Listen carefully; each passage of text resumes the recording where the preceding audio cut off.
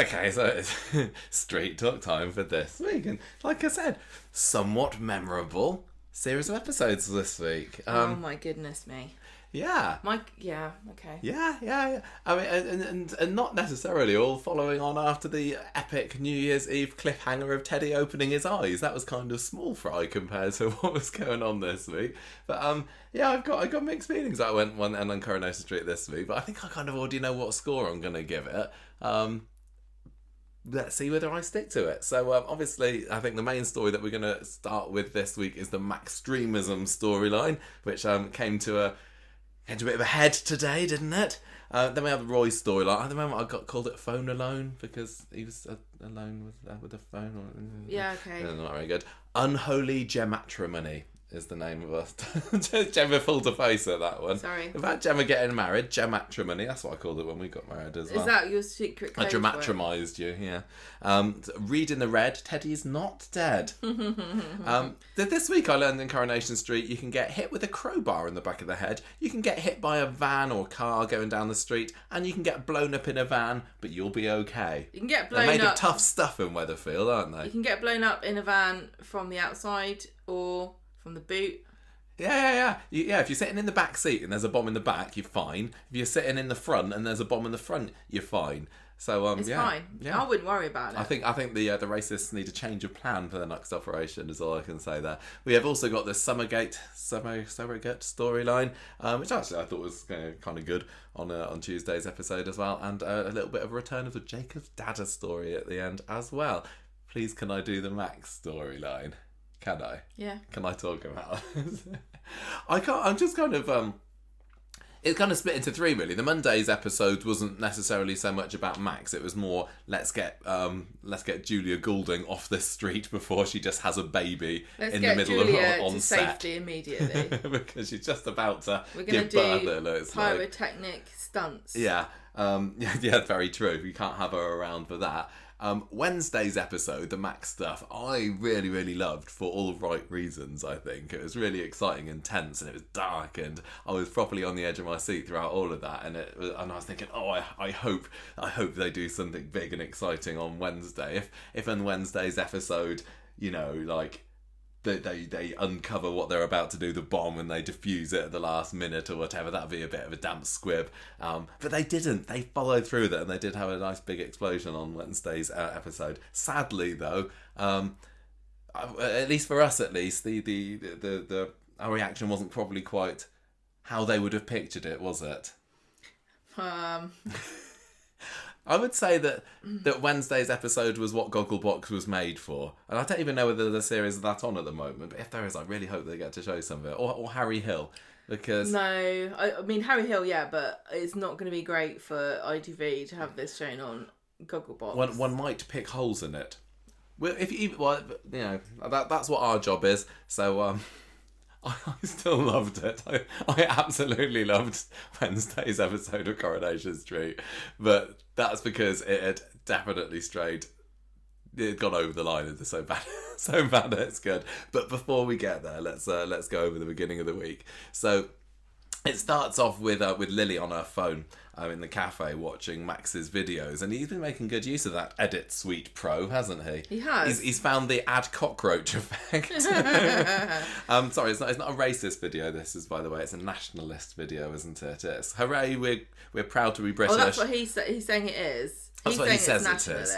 Yes, we don't get to. I can't remember whether it's this bit or later when Eliza's watching it that we get to see the full extent of what it is. Because I think the first one there's like Max on the screen and he's like looking in all different directions and little blobs are appearing on screen. A little bit odd. But yeah, Lily shows Eliza. And then she's back at number 6 watching it later, and Stu's like, "You're watching there, Eliza?" And the video is basically Max being swarmed by cockroaches. So he's taken on the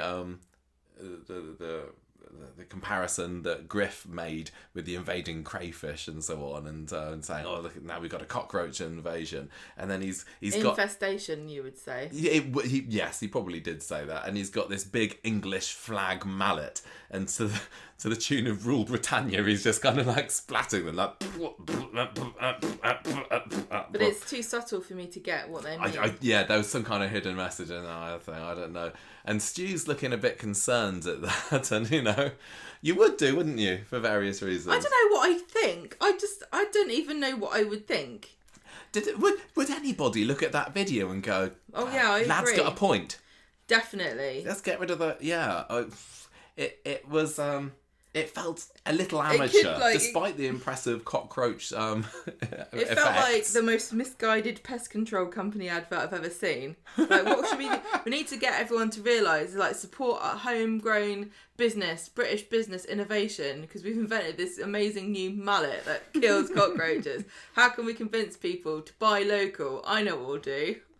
Yeah, I'd like to see. I want to see like Griff's reaction to this video. Or we've seen him look at other videos that Max has made in the past and go, "Oh, well done, Max. That's great, isn't it?" But I always kind of get the impression that he's bigging him up because he wants to develop he's his grooming talent, him, not because he's brilliant. Yeah, I just want to see the scene where Max leaves the room and Griff and Reese and that lie looking at what the hell is this that he's doing? Not putting this on our social media. Compelling, is it? I mean, again, the issue is they can't make it compelling. No, exactly. Well, as they shouldn't. But just to watch it, I was like, Well, that's okay. You saying they shouldn't is one of those questions that I think the storyline really raises. Yeah, how far, how dark, how realistic, and can really Coronation do Street it get before Watershed on Coronation Street? Exactly. So that didn't quite work for me, but that's kind of funny. Well, it is the sort of thing that kids would like. There's loads of stuff on YouTube that kids find hilarious, but they don't understand all of what they're watching.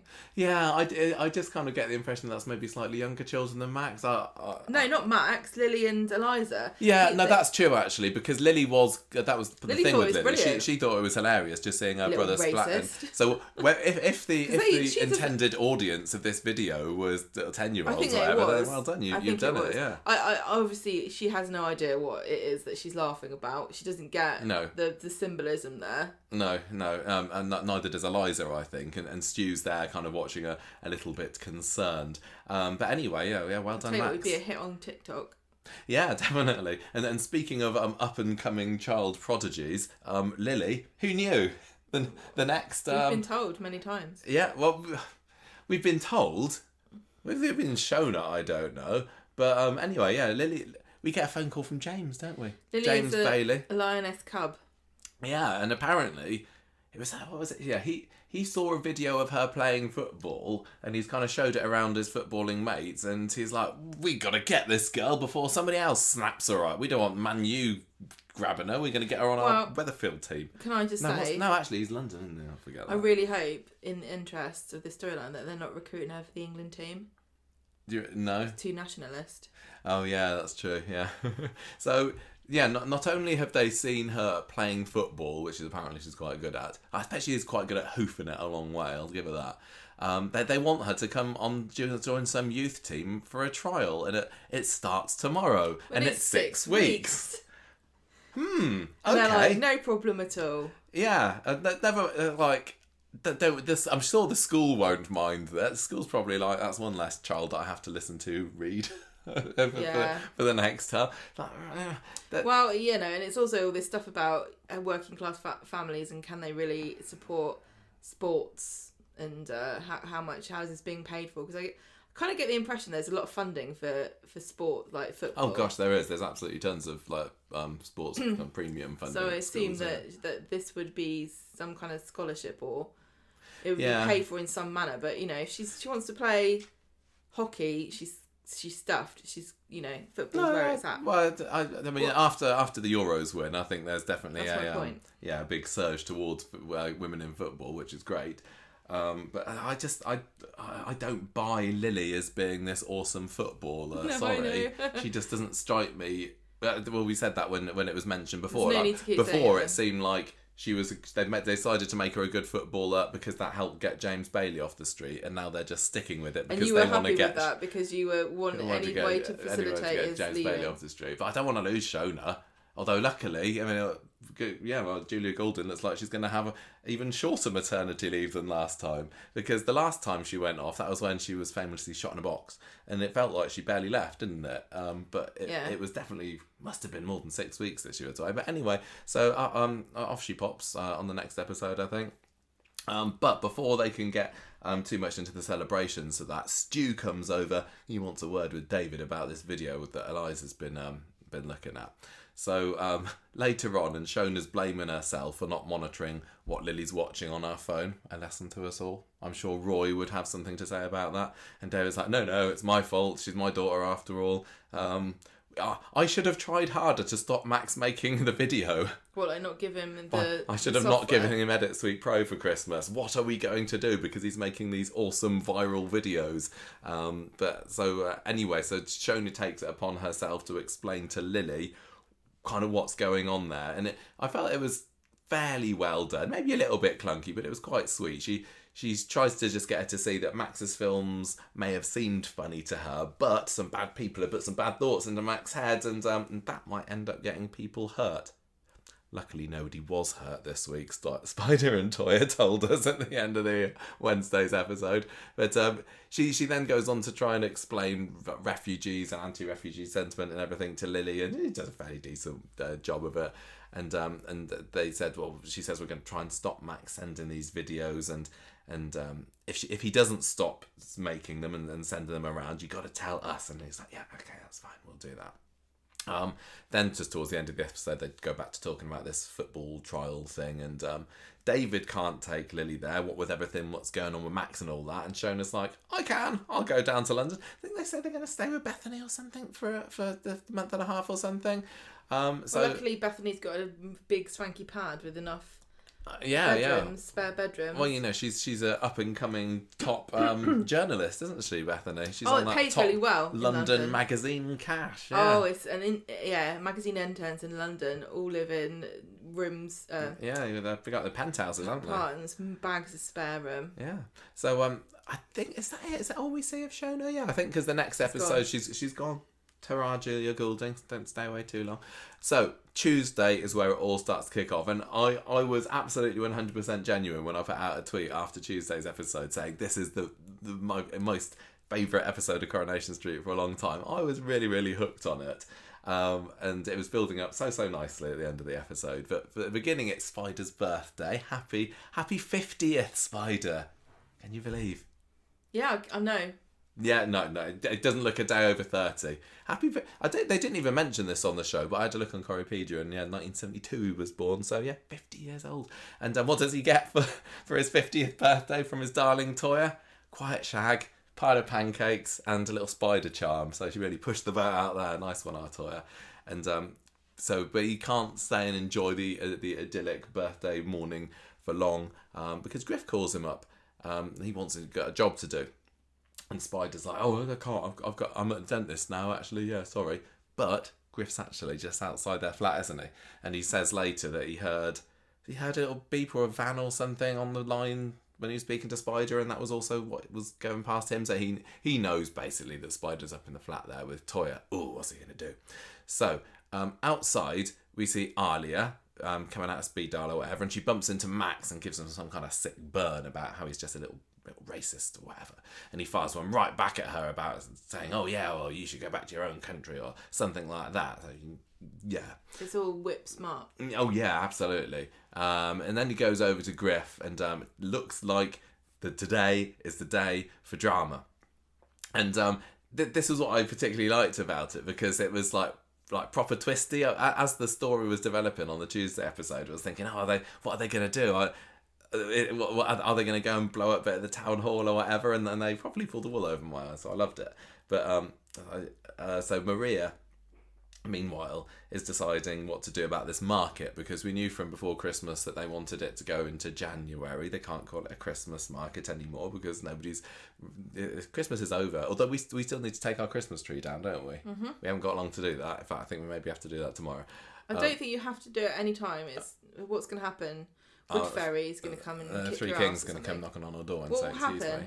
I don't know. Everyone can leave me alone. I'll do it when I want. Oh, okay, fair enough. Anyway. I'm sick of being dictated to by wood fairies.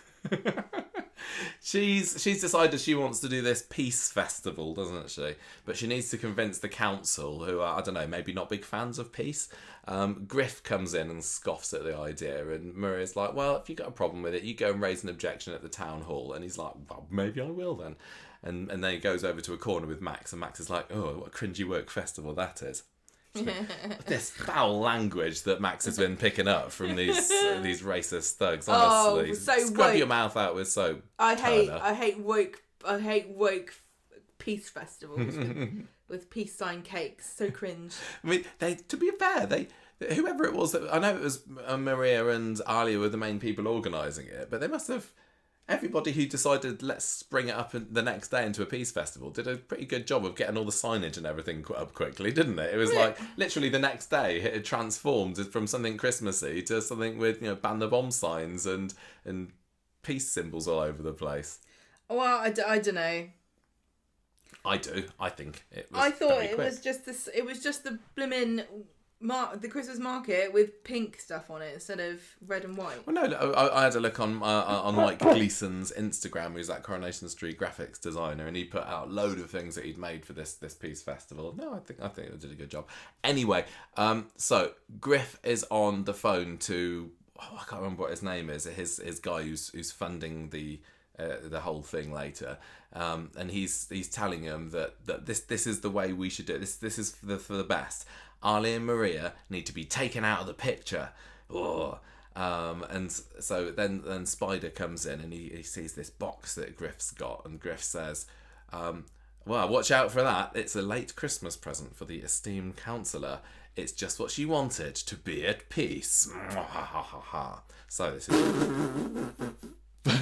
bomb number 2, or so we're led to believe. So the gang begin to assemble. Griff's telling Spider, right, you got to stick with me. I'm going to tell you what your job is later. I have this vision of the bomb going off and it just explodes peas everywhere. And Griff's like, no, not at peas. At peace, like dead. And Reese is like, oh. Well, a frozen pea bomb. That could probably be quite... stingy. Well, yeah, I mean... It'd get you right in the eye. It would, they're hard. Got to wear goggles. Yeah. Anyway, he says, Spider says... Yeah, you go ahead. I just need to maybe make a little phone call or something. So he has a secret ring of his boss, and he's like, "It's today, Weatherfield Town Hall." So Griff comes back. Spider tries to get more details off him about what's going on today, but Griff is still like, "No, can't tell you yet. I'm keeping stum." Max comes back as well. He's decided that he's skiving off school so that he can be with them today. And Spider's like, no, I don't think you should be here, Max. I think, Griff, that maybe somebody should stay here with the flat and keep an eye on the fort and everything like that. And Griff says, yeah, that's fine. Max, you can do that. And Spider, you can stay with him too. So he goes and has a little whisper to Max, doesn't he? We were watching this and we couldn't hear exactly what Griff was saying. We went back and put the subtitles on. And he was like, if he touches his phone or looks like he's texting, contact me immediately. And this is like, oh, Griff knows. But it's not exactly the most. I mean, yeah, he knows, but the plan sucks because he's already Spider's already tipped the police off. Well, yeah, but that's how they managed to double cross him, isn't it? What? They do their twisty plan with the baked bean tins. Yeah. Yeah. So Max is left with Spider in the flat watching a bit of telly, and Spider's like getting all panicky and says, "Look, I gotta go. There's something that Griff asked me to do." So Maria and Alya, meanwhile, are arriving at the town hall. The racists are watching on from their car. This is the Duckinfield town hall, which is when I had a little tour of the area with Mark Llewellyn, big Corrie expert. A couple of years ago, he took me here because this is where I can't remember whether there are other things. There probably were, but back in 1995, I think it was, Steve McDonald and Vicky Arden were supposed to be getting married, and they used this location. I can't remember whether back then it was supposed to be the town hall or the register office or what, but yes, this is where it was supposed to be. So I immediately recognised it's like, oh, I've been there. And the story went that there were like press and everything all over the place back in '95 when this was going on. They wanted to see Vicky dressed up and everything, all the Corrie people out in the wild and everything, and they even had like the people who were living in the houses opposite were letting the journalists into their house so they could look out the windows and everything and film them. So it was a really big deal back then. It makes me wonder whether anybody turned up to see this. I would have done anyway. But there they are. They're at the town hall. What, the unveiling of the cans? The unveiling of the cans. Yeah, that could be something else, couldn't it? So Spider escapes the flat and he goes and tells Toya that it's going down today. It's on. I'm going to arrest Griff, or someone's going to arrest Griff anyway. Then I'll need to go into hiding for a little bit until the trial at least, because there's going to be a price on my head. Because when it comes out that he's a sneaky undercover cop, all the other racists in Weatherfield, because I'm sure there's more than 4 of them, are going to be wanting to go and get him. So Toya and Spider have a little snog, but she's saying, I'm going to stay with you, Spider, because I don't think that's always how it works. I don't think that when you get arrested, the undercover policeman comes out and goes, "Ha ha! You know, I did it. 'Twas I." I think that they still tried to maintain their... Surely, unless you need to blow their cover, because even in a group of criminals, if a bunch of them gets arrested, one of them's going to turn. Yeah. And they don't know which one's turned and which ones haven't. Well, by this point, we know that Griff's already onto Spider anyway. Well, it took him long enough. So we get to see this raid on the car, and the armed police come in. They're like, "Oh, the car, get down on your knees, hands behind your heads, and everything." And Griff's gone by this point, so it was just Reese, Dave, and Ollie that are in there, and they look into the boot and find this box, and you kind of pointed out like what? If they suspected that there was a bomb in there, would they be poking around in there? You think that they would clear the area? You think that they would get the bomb squad in? You think that they wouldn't touch anything? No. They maybe get a little robot or something to go and get it. They get K9. But I guess we could say the same about Alya in today's episode. Like, I think there's a bomb over there. Let me just have a little fiddle with that wire and see what happens. Oh, which one's do I pull? Red or blue?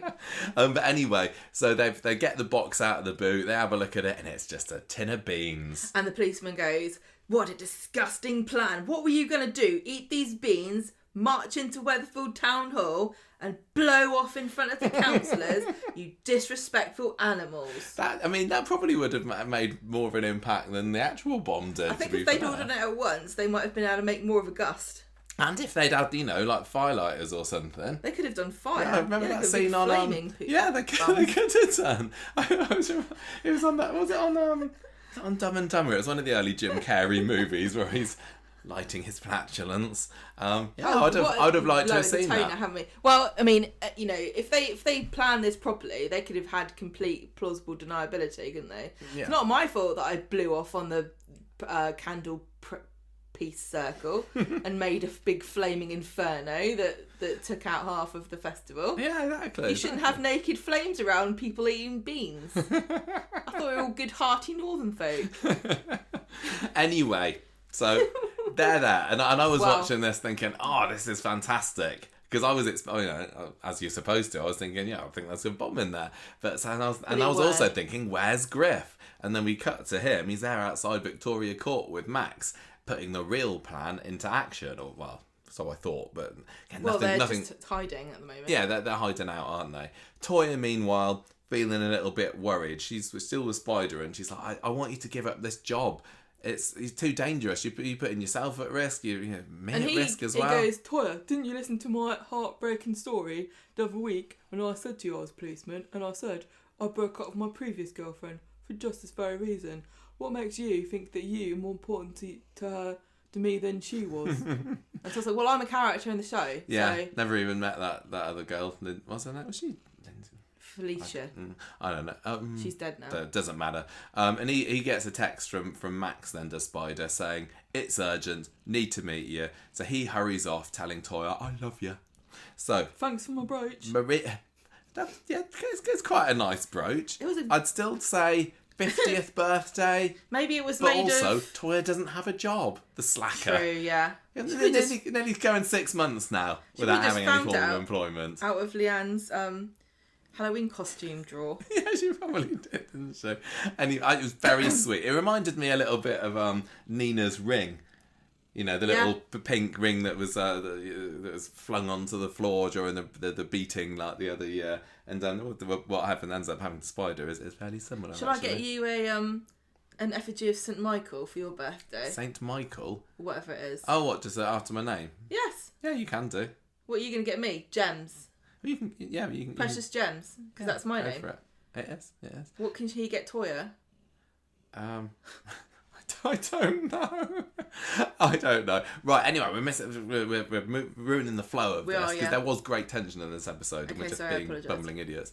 So Maria, meanwhile, and her pals are back at the market later and saying, oh, there was this false bomb threat at the town hall. It was just a load of beans, and then now they won't let anybody in there. I've got the plan. I've still got to do the plan. Still got to do this peace market, yeah. And so fantastic. Off they go to get started on that. Spider, who has been supposedly summoned to the ginnel by Max, turns up there, but it's actually Griff. Oh, lying in wait. What's he gonna do? And I was like, oh, this is great, hooray, what's gonna happen?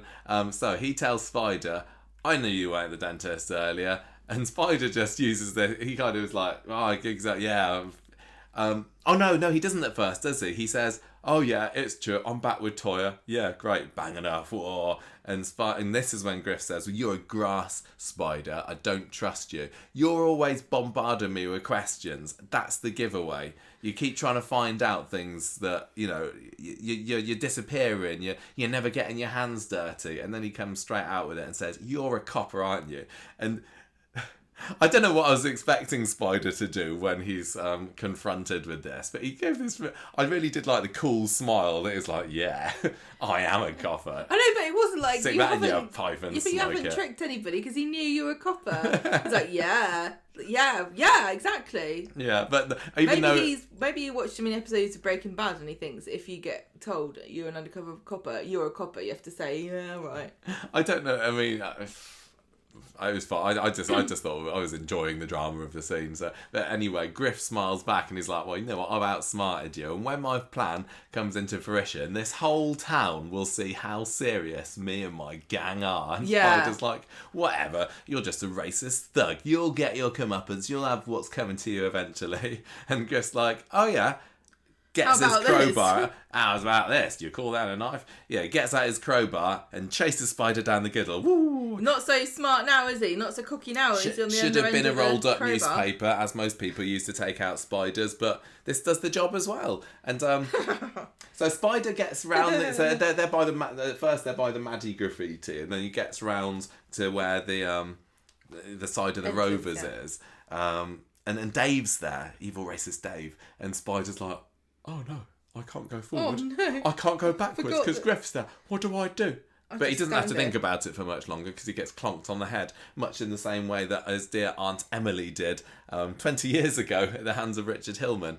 She survived this. Those Nugent Will skulls Spider. are very thick. Yeah. Can we talk about the collapse now? Yeah? Do you want to say anything? You go ahead.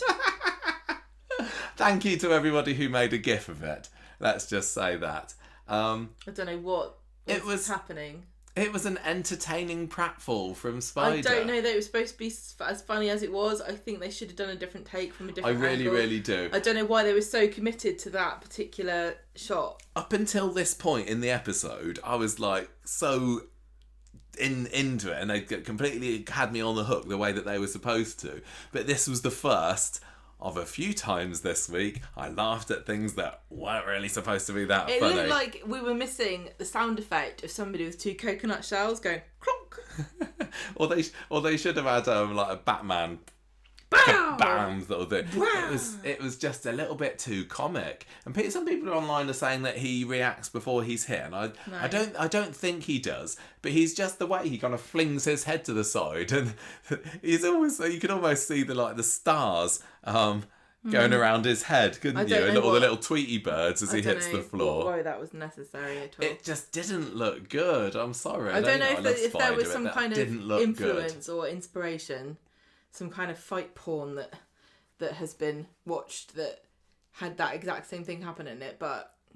And we know, because we've, from the bits of filming that we've seen, that they do scenes again and again. They do lots of takes of it. They can see it as it's going, can't they? Because they've got the monitors there. Did they have monitors there with them for the outside shoots? They go into a different, like in Gail's house. But come on. They go into different remote Surely studios. The director would have seen that and gone...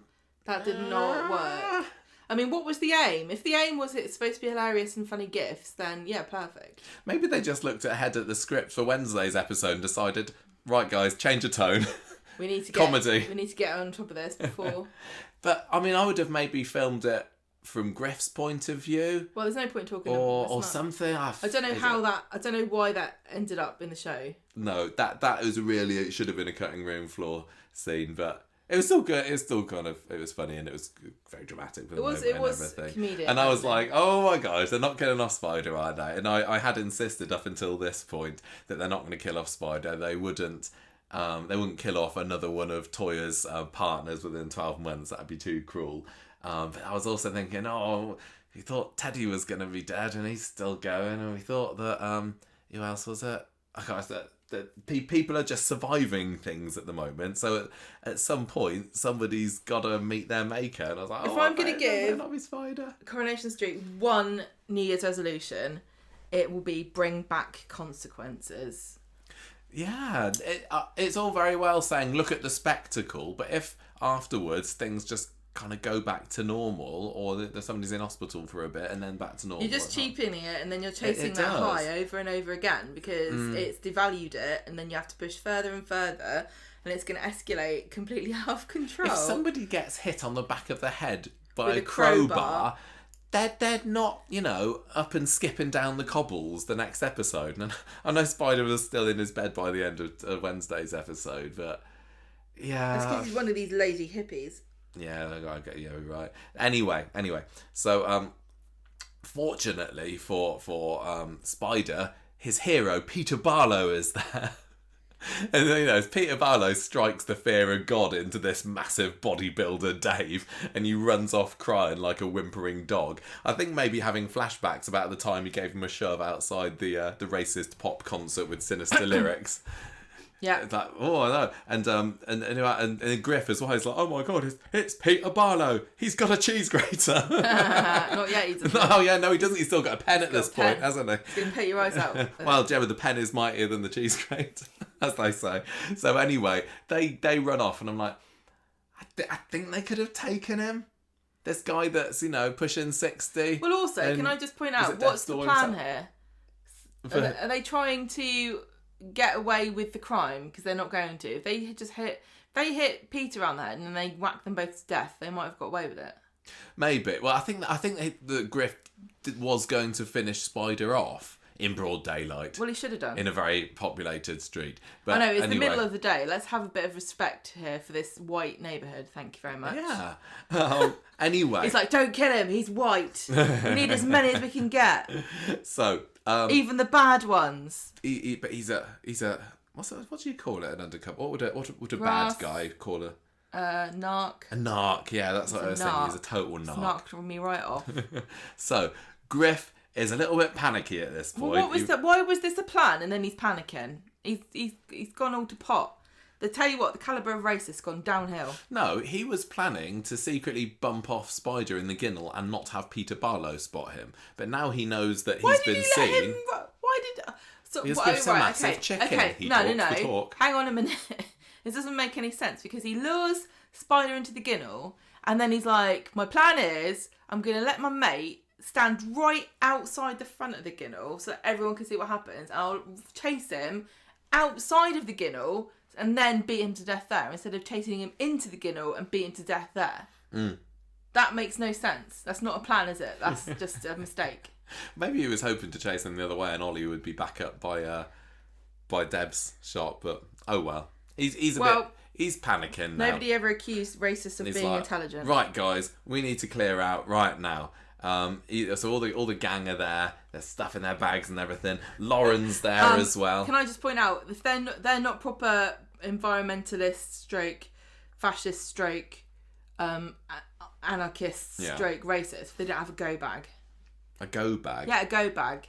What's that? It's for the impending collapse of society. Oh. Where you put all your things in, you know, like all the important stuff you need, like... Well, they probably got one, and they run away to it, and there's like, oh, we took the beans out of our go bag to make the bomb. I've got to find some more beans we ain't got anything to eat now. I've got my wet wipes, I've got my special pants, I've got my teddy bear, I've got my list of reasons I don't like black people, and I haven't got my beans. I need all my kit. Anyway, Lauren's there, and he's like, oh, Reese, you need to get rid of your bloody daughter. Tonight's the night. This is what we've been preparing for. Go, go, go. Spider was a traitor, by the way, and he's got what's coming to him. Also, the police are like so sure these guys are involved in a crime, and they obviously knew these guys are dangerous now because they know that they've been tipped off, and they knew so much that they put a decoy in.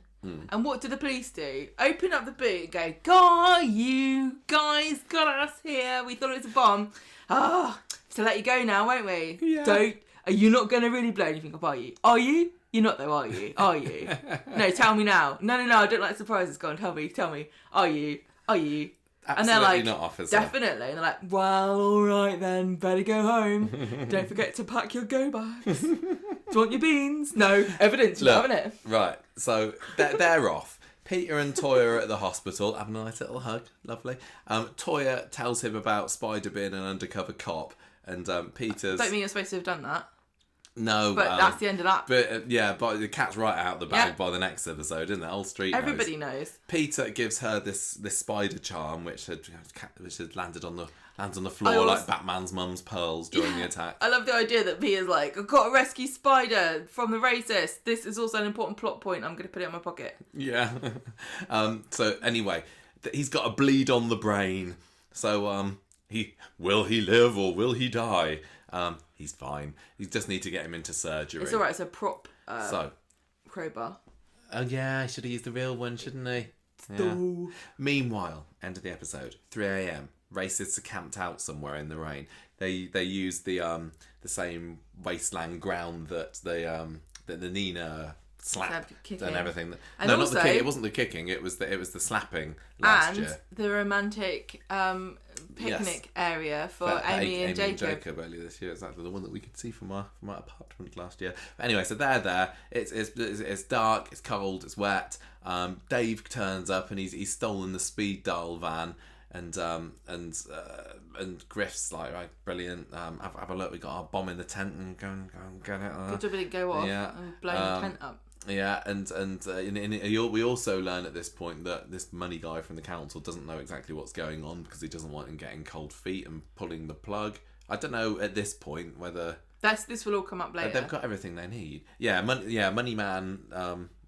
It hasn't been mentioned at this point, has he? I assume he's going to have his grand unveiling next week because now he should have been tipped off to the fact that the group that he's financing has been caught red-handed. Not with the bomb, but the fact that they now know that they're onto them. Yeah. He should be furious and worried because once this group has been, compromised, that's it. Yeah, exactly. They can't do anything now. I don't know why they think they can still... Yeah. They can only do one thing before they get caught. Because everyone's onto them. Yeah. So Max is there as well. He's getting a bit worried. Oh, what about the police? Are we going to be all right? And Griff says, look, Max, tomorrow I'm going to walk into the police station myself and I'll be a hero. What was his plan for that? Blow up the festival and then it goes to the police station. The police station will be like, oh my God, what a woke load of rubbish that was. Thank God you saved us. Well done, Griff. Weatherfield Golden Heart Award for you. So what, he blows up the festival and everybody goes, oh, yes. I see what the issue was here. It was Darian. Yeah, all down to him on it. Right, Wednesday. this is when it all kicks off. It all goes wrong. We weren't able to watch this live. We were recording this Thursday, and we watched this earlier this afternoon. And I was like, I was really being careful during the day today. I didn't look at my Twitter, I didn't look at my Facebook, I didn't look anywhere because I didn't want any spoilers. I was like, I really, really hope something big and memorable and exciting and impressive is going to happen in today's episode, and it kind of did. It starts off in the middle of the night. Reese, I think it was Reese, it might have been Dave, I can't remember, pull the speed dial van up to Victoria Court, and they're kind of parked in between. There's like a wall on one side, isn't there? And then the other side is the entrance to Victoria Court, maybe? I can't remember. No, there's the trim up north, Trim up north is one side, and there's like the edge of the apartments on the right, and then left, and then in behind front of them you, it's the way to the parking. It's really the police station. It's the please do not park in front of these parking doors. But yeah, the other side of that is where Weatherfield police station is in the real set. Yes. So he leaves it there, and so his plan obviously is to put the bombed van in there. Not the bombed van, the bomb in the van. Yeah, put the bomb in the van there, and then quickly escape so that Alya can hopefully blow herself up later. But can I just say, what? Whoopsie Doodles parked it next to arguably the most British part of the whole Peace Festival. Oh yeah, the Rovers. Which was the Rovers return it in. And Jenny's there like, what did I do? Yeah. I mean, these hot pots are the most English thing here. What are you doing? But he spies Alya and Maria, who are a bunch of keynos, like saying, we need to get this Peace Festival up and running before the sun rises. Putin's going to Who win. else is going to do it, honestly? So he kind of jumps into the back of the van before they get to see him. Alya goes over to the van because she's spotted the flat tyre, and she's saying, I'm going to have a look at this. But she doesn't look in the back. She's going to go and check out for some reason. And Maria says, have you got a pen? So she doesn't look inside. So Racist is safe for the time being. Meanwhile, we cut to the hospital. Toya is by Spider's bedside. Lovely Leanne turns up, and she finds out about the police thing. Leanne says to Toya, is Spider alright? And Toya says, not yet, but he will be later in the episode. Yes, exactly. Max gets out of his tent next, and he notices the van's gone that he saw the previous night, and they tell him, we've smashed it to bits, it's at the bottom of a canal now. Anyway, we're going to go and protest, in inverted commas, at the market today. Griff reckons that Max should sit it out, though, and Dave says, it could get nasty today, and Reese says, proper tasty. So they're going to have a proper taste. He's thinking of the beans again, isn't he? No, that was yesterday, Reese. It's a bean bomb, it's not a pea bomb.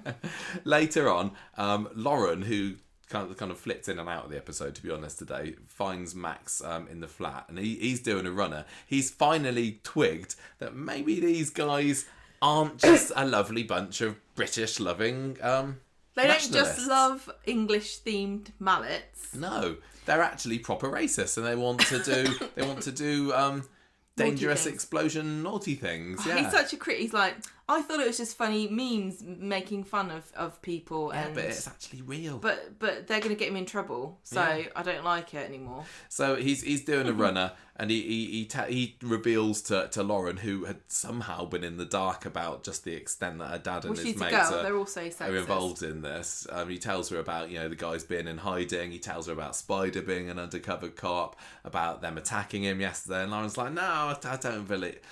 It's true that they have been acting a little bit odd recently, though. Then he tells her about the camping trip, and she's like, oh yes, the one where your gas canister exploded. He's like, bomb. Guess what? It was a bomb, Lauren. It was a massive bomb. I reckon that they're planning something at the market today. And when I saw that bomb, I forgot I saw it. But now I've just remembered again. You didn't forget you saw it. That's what he's. I think he should stick to that. You reckon? Story. You reckon? Well, how can he be surprised that there's another bomb? How is he surprised now? So, I didn't know they were going to blow someone up with a bomb. I thought it was a funny joke bomb that blows up. Yeah, well, Griffin just told him they were going to just blowing up hay bales for fun, didn't he? But he's a bit slow on the uptake, is Max. I think he's slow and it suits his purposes. So it does. The Peace Festival folks talk about what's going on, and they're worried, like, all these racists around. Is it safe for us to carry on our Peace Festival? And they agree that as long as they keep an eye out on things, it's fine. Everything, just keep your eyes peeled, everybody. So we then cut to the inside of the van, and there's a bomb in there. So, okay, here's another question. Okay, bunch of racists are on the loose. Yes. Undercover policeman's been outed. Yes. There's still an operation in place to identify and track down these racists who are now criminals on the run. Yes. Yeah, right. And none of the people who aren't Spider, who are involved in the behind the scenes planning of this undercover organisation, have gone, do you reckon there might be a possibility that the racists that were targeting Weatherfield might get their noses put out of joint and want to go and blow up the Peace Festival being run by a bunch of immigrants and... Yeah, they didn't even think about that, did they? Didn't refugees. even notice. Because Spider Do you not think that would be on the top of the list with like a big red underline in Weatherfield police station? Probable. Going, this looks like a very probable target. It's literally outside speed dial, which has been blown up or like had paint thrown on it. Yeah. But clearly not. They've got this thing, it's like possible next target, and there's like Weatherfield Peace Festival, and then all the pictures of all the people that all the racists hate, and then there's like frescoes, and like, now we know we've taken their beans. They need more beans, don't they, for this plan? I'm not quite sure how the beans fit into the racist explosion, but if they're going to need more beans, they might be going there. They're going to hit frescoes. Yeah. Everyone get your best people on it. We'll just leave Officer Craigie in the Peace Festival because I don't think we're going to need any security there. So, Lauren is like still in denial about this, and she's like, look, I just want to go. Let's just go and speak to them. Let's go and speak to my dad. I'm sure he'll be able to explain everything. But then Reese, talk of the devil, rings up, and she's like, "I want to speak to your dad." And if we don't hear him, but apparently he's very agitated, and he's saying, "Down the market. Don't go near the market today, Lauren. You got to stay away from the market." What's that? Go to the market. And Max and Lauren kind of talk about phoning the police, and I think Lauren agrees to phone the police, and they're like, Max is like, okay, right, phone the police. Let me get my to-do list. To do, underline. Shall I put today's date? Right. Okay. Shall I put my name and your name, or is it like have we got a team name? Okay. All right. Forget it. All right. Number 1, bomb ? Number 2, tell everybody in very vague terms at the market what's happening. Number 3, police. you take the last one, Lauren. Don't worry. I'll do the rest. I've got to do everything. So Lauren goes off to supposedly call the police, although they don't actually turn up, do they? Until much later, despite this act of terrorism. They turn up with the bomb unit, and where's the bomb gone? Oh, we won't ask. No, we'll get to that. Yeah. So.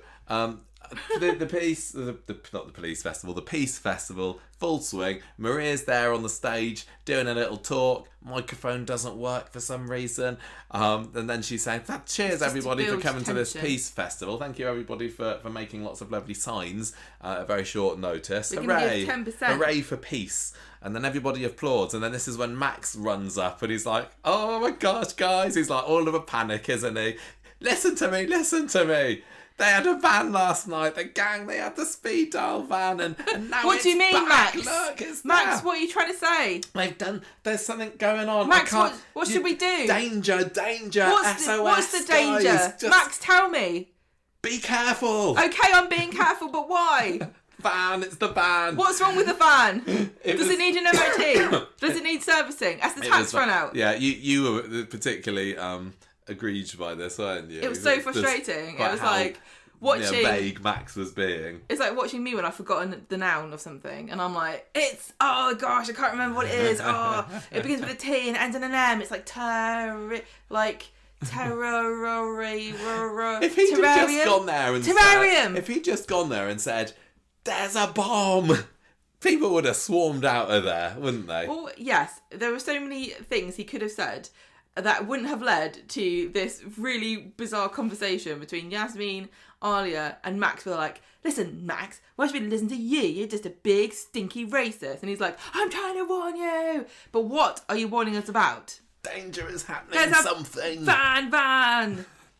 Yasmin, I don't believe it. So Alya's like, fine, Max, I'll check out the van for you. Nothing under the van. It was like nothing on top of the van. Your mum's like, There's no monsters under the bed. Let me show you. Hang on a minute. What's that? Nothing around the back of the van. No, definitely. And all this time, I can just see this. It's like a children's book. And then Alya looked under the van. There's no bomb under here, she said. Yasmin went, oh, where could it be? Is it in the van? Is it on the van? Is it next to the van? No, it's in the van. So they finally look inside the van, and Alya's like, oh, there's some wires. I don't think there's usually those yellow and green striped wires there. Best have a look at them. I'll pull them out. And I can't remember at what point, but somebody says, Should we get the police involved, maybe? Well, Max is like, don't worry, I'll give Lauren that. She only had one thing to do on my to-do list, so if she hasn't done it, I'll be right knocked. She's going to be in my back books. It's not good. So Ali's like, don't worry, I'm brave. No, before that, they were like, should we open the door? Yeah. Oh, yeah. It could be rigged to explode, but I can't remember why they decided to. I think somebody does say to Alya, it could explode when you open the door, and she's like, no. Well, if you're really genuinely, that, like honestly, do you think there's a bomb in there? Could there be a bomb in there? Yes, no. If the answer is like yes to even 5% possibility, don't look inside. Just leave There's it alone, your life tip from and Conversation everybody Street today. Go somewhere else. Yeah. And Maria's like, we can't leave. I can't begin to tell you how much money it costs to put on a peace festival. But anyway, so Alya sees these wires, and what do you do when you see something that looks like it could be a bomb? You have a little fiddle with it. I think I got this wrong. The first time I watched it, I thought that her fiddling with it started it. But I think it just dropped the timer down very handily so that they could see that there was, 12 minutes or something left. She's like, oh no, it's going to be some... Where's the advert break from now? Because... Right now. Oh God, that definitely means it's going to blow up in 12 minutes. Yeah, exactly. So they've found a bomb. And then they're like... What are we doing now then? Let's get out the van, slam the door closed because there's just a dangerous explosive. She gives it a really hard doesn't she? Better make sure that bomb's still inside. Sealed right inside there. Don't worry everybody, the door's closed now, the bomb can't get it. It's fine. And then this is when they talk about calling the police. Max is like, Lauren's already done that. Alya says, I know what I've got a brilliant idea, brainwave everybody. This would just be fabulous. Listen to this. It's a splendid idea. How about I get in the van with the bomb and drive it somewhere safe, and I'll leave it somewhere isolated, and it'll explode. What could go wrong there? And Yasmin's like, no, you can't do that. I won't let you do that, Alya. And I was like, well, I'm pretty heroic. You better get out of the way, Gran, because I'm gonna do it. This is my anyway. chance. I've been in the show for 6-7 years now, and people say I'm a little bit boring, but this is going to be my chance to prove that I am actually a hero. Yeah, it's going to be the making of me. Yeah, exactly. I'm going to be. If Abby had been there, they'd have gone home in time for tea, wouldn't they, everybody? No problem. No problem. See, this is where also you cut to the rest of the Peace Festival. And, in the corner, there are 3 people shrieking about a bomb and poking wires in a van. And everyone else is like, but there's so many bargains and 10% of this goes to charity. I must spend my money on this little bit of carved tat. Are you guys all right over there? Did I hear you say bomb? Yeah, what, no, you don't want to panic everybody and cause a stampede. You don't want us to evacuate the area. This is the point where Yasmin says, no, maybe we should decide to evacuate the area, and Ali's like, I'm just gonna stay back here by the van, I think, just in case it blows up. Put your seatbelt in, because that's very important. Safety first. Yeah, maybe the bomb's gonna blow up when I turn the key. No, it's fine. No, it's not. Out the way. Get out of the way. I've got a bomb. Move. There's a bomb on the bus. Oh no, that's Speed. I've got a bomb. So she kind of burns that off down Victoria Street, down Rosamond Street, and off she goes. While this is all going on, I can't remember what they were doing there or how this happened, but the racists are all parked outside Audrey's, and they get into the car, and Reese is there going, "Oh my gosh, where's Lauren?" I think Reese is marching down the road to get Lauren from the market. We'll see. And then all the racists come along and go, "You've got to get in the car. It's too late." He's like, I don't want it to die. And they're like, too late. I suppose they knew how long left there was on the timer as well, didn't they? They've got loads of time. Very handy that they found it with 11 minutes to spare, wasn't it? Just for maximum drama. Yeah. Anyway, Yasmin and Max go and tell the other main characters about what's going on. Don't tell the extras. They won't be able to do anything about it. What's happening here. So, should we clear the area? Yeah, maybe you should clear the area. Well, the bomb's over there, and I'll clear it just to be on the safe side. Then maybe they've got 2 bombs. They might have more than one, yeah. Yeah. So, Yasmin also takes the opportunity to tell Max that if Alya dies, he's responsible. Well, you and your racist friends. No, it's your fault for raising a stupid grandchild. We'll come to how much blame Alya has for what happens to her later, I'm sure. Poor old Max is very sad. Alya's what? He was trying to help, and he still can't catch a break. He had a change of heart, Yes, didn't he? He saw the light. It's fine now. Yeah. Anyway, Alya's burning down the road somewhere, and I don't really get why, but they were not showing what was going on outside the window. No. Yasmin was saying, Alya, where are you? And she's like, I don't know. And I was like, show outside the window. Show where they didn't want to. She's driving along, right? So she's burned through about 8 minutes. But yeah, there's like 4 minutes left on the timer. What was she doing? Was she like, oh gosh. Oh, there's just traffic She's everywhere. driving along, she's like, oh my god, it's Hotel Chocolat. I haven't been there for ages. They always do a really great sale. Yeah, I'll no, just can't pop in stop, there. can't stop. Cuts to her next after the break, and she's like scoffing chocolates, going, yeah, that was a brilliant idea. Hang on, how much time there's got a left? bomb. Oh, 4 minutes. This was exactly, and I posted this on a few social media platforms, and I saw someone else did it before me as well. That Batman scene of some days you just can't get rid of a bomb from the 1960s, he's just running around whatever like a it is headless movie. chicken. He's got this massive bomb, and he keeps trying to go into rooms. Yeah. Well, he goes one way, and then there's some nuns, and he goes back the other way, and there's some ducks where he wants to throw it into the water, and he goes back another way, and there's a marching brass band, and this was Alya just going, oh, what do I do with this bomb? I don't know. She's been driving for 8 minutes, and then she not suddenly found thinks, anywhere that's isolated. She by suddenly this thinks, point. maybe I should go to the waste ground by the canal. What? Yeah. Which apparently is very close. Yeah, she's like, I think we could. What I didn't get is she said, I don't know where I am, Gran, but I can definitely get to the waste ground within 4 minutes. Absolutely. Maybe she was just trying to downplay expectations to make herself look smarter. It's like, of course I know where I'm going. I'm Alya. Anyway, she heads off down there, and stupid. Yasmin's like, oh, Alya, your dad would be proud of you. Would he? Would he really? What, maybe it's like, I hope my child dies in a big burning inferno like just I did. like me. Trying to follow her. Exactly, following after her old pop. He ended up walking into the burning building, didn't he, Well, Cal? this is a similar thing. Yeah, it is. It's very similar. So anyway, she goes off there. Gary's clearing the cafe as well. Then we get inside number 8, action cam time, wobbly cam to the extreme, and Max and Lauren are there telling David about the bomb, and David's like, you'll be fine, Max, you didn't do it. Why was there action cam here? But the drama. Whoa. I'm sorry. There were so many points at which it fell completely flat because of the screaming and, like, out of nowhere, it just felt like everyone was shouting.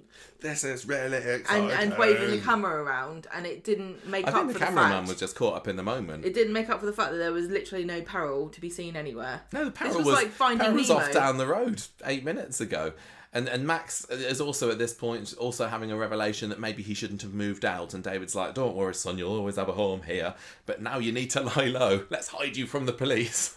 Well, yeah. Well, then they'll never look for you here. No, what could go wrong there? So, meanwhile, we get cut back to Alya again, and she's in a pretty isolated spot at this point, isn't she? She's driving down the road. There's nothing there. Keep going. I said I was going to go to the waste ground, so I'm just going to go past all these other empty car parks and everything to get back. Right in the middle of that waste ground. This is a quite expansive area, isn't it? And she knows how long she's got left on the clock. Yeah, she can see the timer ticking down. And she's like, yeah, I've got to get right into the very middle, because this is gonna, give it a really good shot. Like when you see the maps of when the nukes hit various towns, it's like, this is the blast radius, and it's like, oh, I hope they don't drop one there, because it's gonna be just like in the Batman movie where Joker blows up the whole hospital.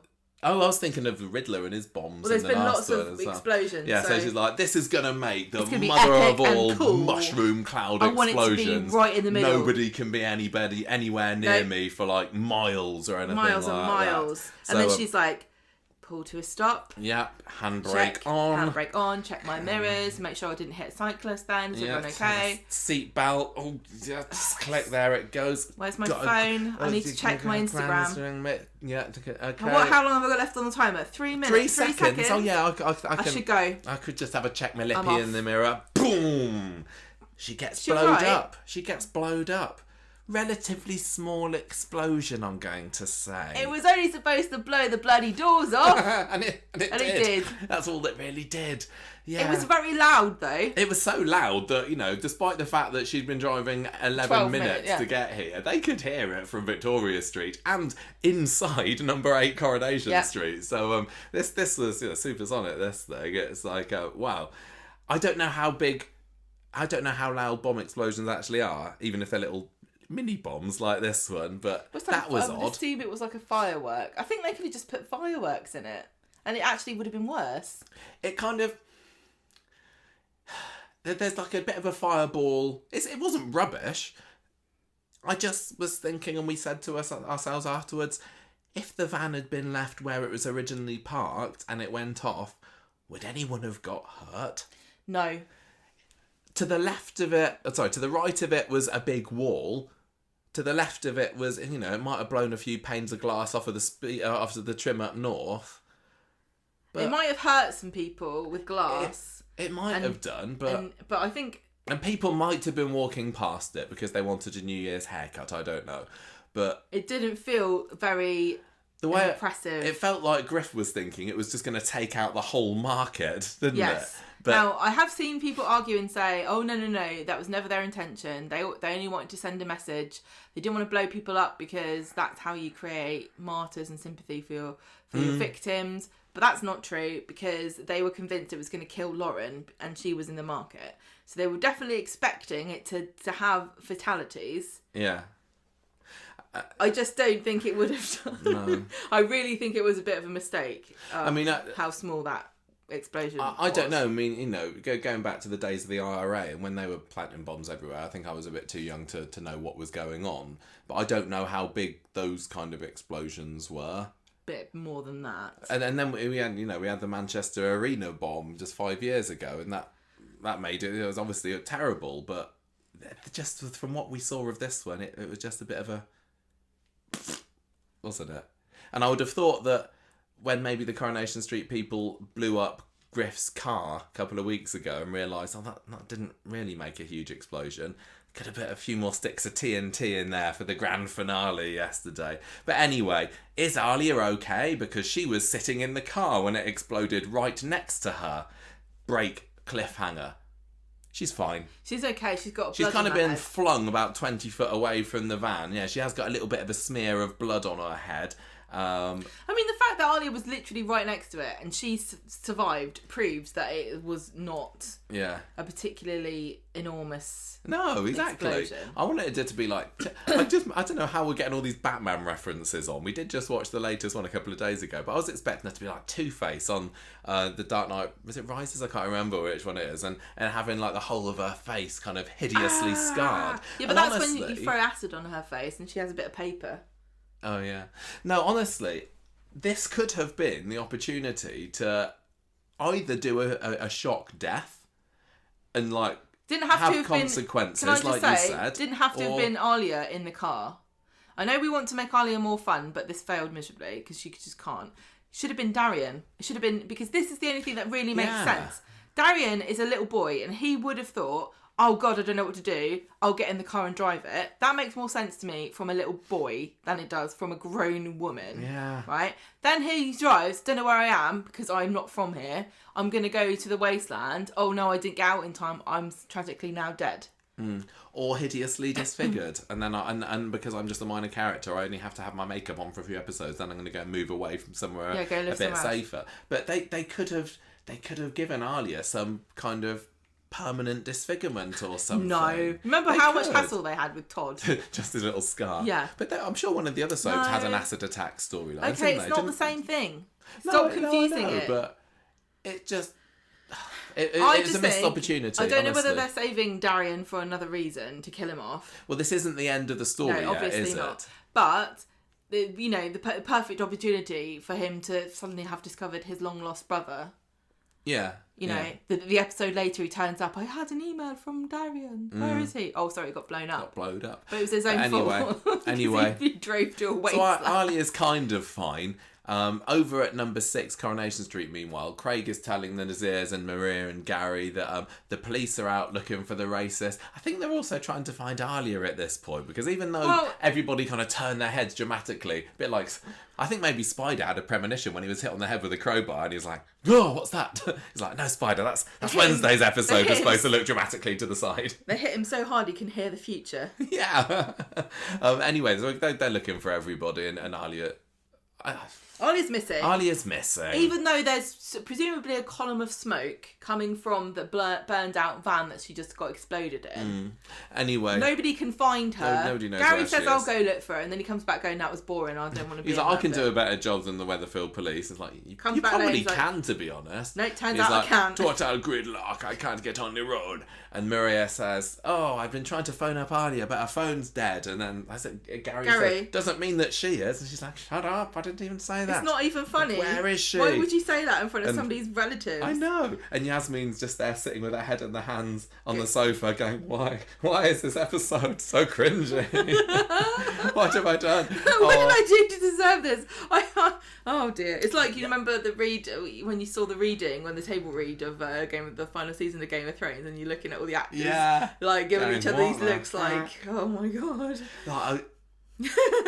I know that, lots of people did enjoy this. I enjoyed it for all the wrong reasons. I thought tonight's episode was absolutely fantastic. Some people liked it in the way that Coronation Street wanted you to like it. And I thought there must have been lots of people at Coronation Street, like, when Ian McLeod was sent the videos of the final cuts, and he was like, good job, stamp that, send it off. Or was he like, oh god, that's not quite how I imagined it actually, but it's a little bit late and we can't do that again. No.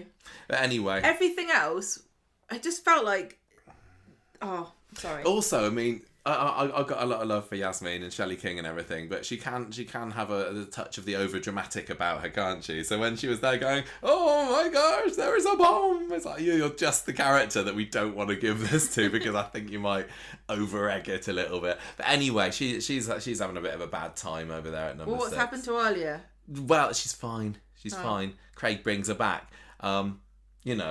Teddy got hit by a van, he's alright. Spider got hit by a crowbar, he's alright by the end of the episode. She got blown up in a car, and she's managed to hobble to Balaclava Terrace, wherever that is in relation. For the racists. Yeah, they all wear balaclavas, don't they, when they're on there. Yeah. So, and she's there, she's looking a bit woozy, she's got her head in her hands.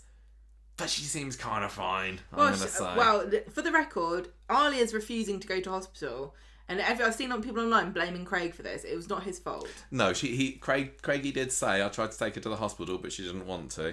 She said she's heard about the long NHS waiting times, and she's just trying to be a brave little soldier, isn't she? I'm not going to A&E. I heard how long you have to wait for an ambulance. This episode is like, shall we call the police? No. Shall we go to hospital? No. We've got the community spirit, Coronation Street. We don't need anybody. Presumably what happened here is that somebody realised how many characters they would end up in hospital simultaneously, and realised it would just be the whole episode could have taken place there, because at one point, technically, Teddy got out today, we had Spider's already still in there, then you would have had to have taken Alya in there. Yeah. That's 3 people in hospital at once. Yeah. It just gets stupid. She may still go, I suppose. I assume that she's gonna get checked out. Yeah, but anyway, she's there being a brave little soldier and not going in. And then we cut to Spider in the hospital, who wakes up and says, "What's going on here, Toya?" And so she explains to him what's happening, and he's like, "I'm sorry, I put you through all this." And she's like, "Don't sweat it, Spider. I love you. I couldn't imagine being anywhere else. Can't face life without you." I thought that was lovely and very, very sweet. She tells him about the bomb. Yes. She tells him about how brave Alya was. No, I think actually he was the one that said, "Oh, what a brave girl that Alya is." She's braver than you are. She's bloody stupid, honestly. Well, yeah, she's number 1, she's stupid, and number 2, you really should have been doing most of this, to be fair. Yeah, should have been you that got blowed up, Spider. And also she tells him that Griff's still on the run. Although, no. Yeah.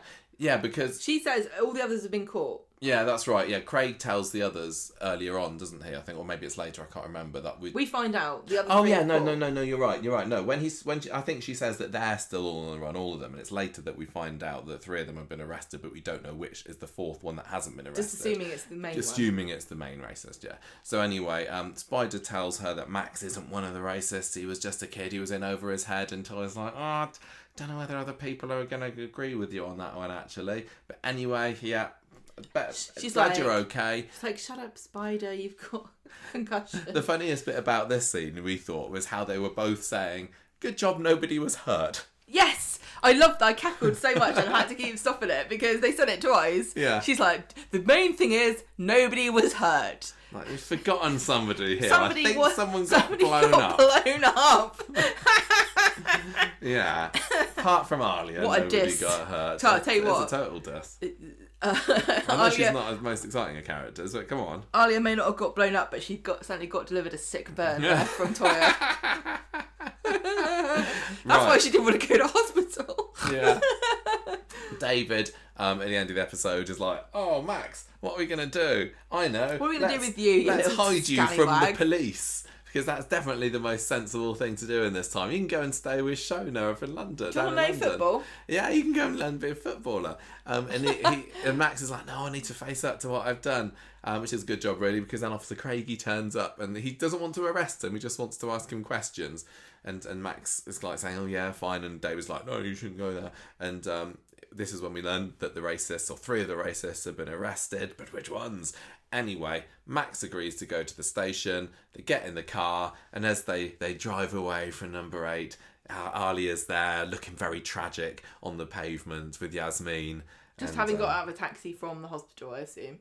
Oh yeah, maybe she was actually. She's wearing a comfy jams. Oh okay. She stumbled home from being blown up, so she could get her in her loungewear to go to hospital. Yeah, exactly. You've got to keep up the aesthetic for TikTok. So, that was the exciting events of the Max storyline this week. Now listen, right? The trouble about that is that everything we just said sounds pretty exciting and reasonable and like quite dramatic and fun. But watching it was like the worst thing I've seen for a while. I was enjoying it a heck of a lot more than you were, but that's because I was hating it. You were just kind of cringing away, weren't you? And we did laugh a lot in the episode, and I think I laughed more than you, and you were just there with your head in your hands for some of it. I was like despairing. They've lost the seriousness of this now. I can't believe this story. It's gone. It started so well. It started well, and then it went off. And honestly, Tuesday's episode I thought was really, really good. Then they had the nighttime scenes. They had the twist with the bomb actually being loads of tins of beans. And I was thinking, oh, what are they going to do? What is the plan? Is someone going to get hurt here? I was totally hooked on Tuesday's episode. And Wednesday, it almost started off with Spider being clonked around the head by that crowbar, and it just plummeted downwards from there in terms of, suspension of disbelief. And I just was like, okay, this has gone farcical. I'm just going to sit back and enjoy the ride. And I thought it was just brilliantly entertaining for all the wrong reasons. The highlight of which has to be Alya driving a van with a bomb. In what universe is that the sensible thing to do? She watched Speed as a kid and it's never left her. Clear. And then just the whole stuff about, I don't know where I'm going. Oh no, there's only 3 minutes left. Where shall I go? I'm going to go the furthest away possible. I'm not going to get out of the van until it's 3 seconds to go. And actually, it was just utterly, utterly absurd. And because of this, I'm thinking like, is she kind of to blame for... I thought you were going to say, is she kind of stupid? She is kind of stupid. But we're supposed to be going, oh, well done, Alya, you're so brave. And she's not, yes, it would have been brave, I guess, but you can be brave and stupid at the same time. Well, also, it would have been, like, if there was no other option. But she literally went, what's the stupidest thing I could do right now? I'll do that then. Like, there were no other options for you. You couldn't have gone, everybody get out of the way. You couldn't have gone...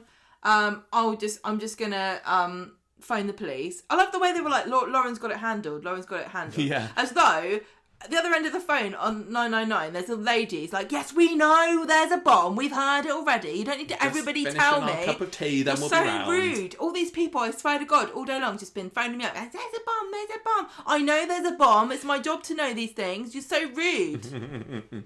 I don't want to be victim blaming here, but she's not a real person. Whatever negative consequences that there are from Alya, and it seems like there's maybe none, but I don't know. She did look pretty shaken up, so there is still the possibility that she's going to have some kind of long-term trauma or whatever from this.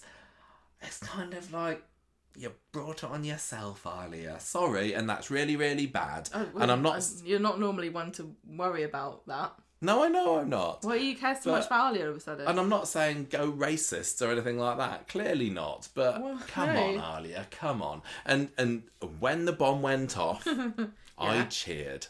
I was like, ha ha ha, oh dear. I was like, yeah, Alya's got blown up. Sorry, did anybody else do that? Alya's not my favourite character. Oh, you're so mean. And I was thinking, and it was kind of the excitement of it built in with, oh, they got a shock death. Are they killing someone off without warning us? Is this going to be, a rare Coronation Street somebody is killed off without anybody suspecting that it was going to happen? And it's like, no, it wasn't. It was just a little bit of a cut on her forehead. But anyway, well, that happened. It was fun while it lasted. This was a very unfortunate turn of events, but I'm confident that they can bring it all back together again. I think they needed to get this out of their system. I think they needed to blow something up. They did, and I've been wanting this. I've been talking about it for weeks on the podcast. I hope they're building up for something. But this wasn't and they good did. Enough. They could if they'd have just today, like I said earlier, said Max says there's a bomb. The police find the bomb and they defuse it, and everything's fine. I would have just been left feeling pretty deflated by the whole climax, but. Well, it got me excited. If you've got a sinister gang of bomb-making racists and they don't blow something up before the end of the story, then you just disappointed everyone, haven't you? Yeah. But now we're left with something that's actually perhaps a bit more interesting than this turned out to be, because you've got Griff's on the run, you've got Lauren, who has now had her dad and his friends arrested. She's presumably still free because she had nothing to do with it. Yeah. Max is being questioned. I don't know what's going to happen to him. You've got the counsellor who has been funding everybody, and if he doesn't come back into the storyline, then that's a massive mistake. He will do because he's had so little to do so far. He needs to have his comeuppance. Yeah, he'll get that. There needs to be some sinister, very dark and twisted kind of hostage situation or a kidnapping or sneaking about. Griff needs to return and he needs to get his revenge on probably Alya and maybe Max and Maria and this counsellor, because he needs everybody to know that he is the supreme racist in Weatherfield. Yeah. You've also got the psychological damage that's going to be caused to Alya and everybody else in that community who has now been targeted by a bomb. Exactly, taking away all the silliness of it. That's when a bomb goes off in your community, that's bloody terrifying. And it's targeting you. And I feel like that was lost completely. Yeah. I feel like the whole thing, the whole spectacle was completely drowned out what the actual storyline is about, which is about the insidious nature of racism and how it can alienate people and how people can be turned against each other in a really disgusting way by this weird rhetoric that's coming from Griff. That's all got completely lost in the mix here. We saw Alya and Yasmin looking sad as Max was being taken away, but that was literally it. You have to infer from their expression that they are all the things that they're feeling, and for some people it's going to be very obvious. People are kind of going to look at that and they're gonna get what's being projected, but a lot of other people are just going to be oblivious to that, and they'll be looking at it going, oh, they're mad at Max, or she's just sad because she got blown up in a car. There's a whole nuance there. Well, that's going to have to come out. Next episode is on Sunday, so we've got a few days to wait. I just want to also say that, unfortunately for me, that's kind of been this if there is going to be that between Alya and Yasmin and then other people associated with them, and Zidane, and I don't know where Zidane's gone, if she buggered off again. It feels a bit tarnished by the fact that Yasmin has just spent 3 years being abused and being miserable and being browbeaten and only just kind of peeked her head up the side here to try, to get a bit of happiness, managed to find love again with Stu, and now we're going to have to watch her again, and if they want to actually be true to this storyline, she's going to be traumatised. But I don't want to watch that from Yasmin, because I've seen it. Misery. Yeah. I've seen it for years now, literally for years. Bit of a catch-22. And I don't want them to flub it. Do you think that Max is going to end up getting arrested or anything from this, or will he get away with it? I honestly think that Spider's going to stick up for him to I think so as well. A larger extent than he deserves. How old is he? 16. He missed plenty of opportunities, and it is still young. He had plenty of opportunities to back out and tell the police and everything, but he wasn't a major organiser.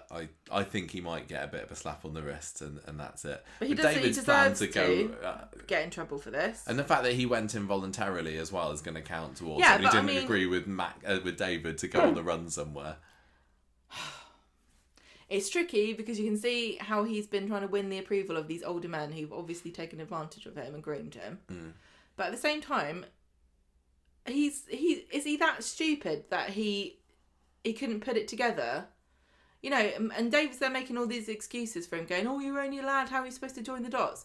What? The dot? There are 2 dots. There's 2 dots. There's we're a bunch of racists, and then there's we've got a bomb, and he couldn't join the dots. I think with a bit more nuance, it would have worked, because these things do happen, and not with bombs.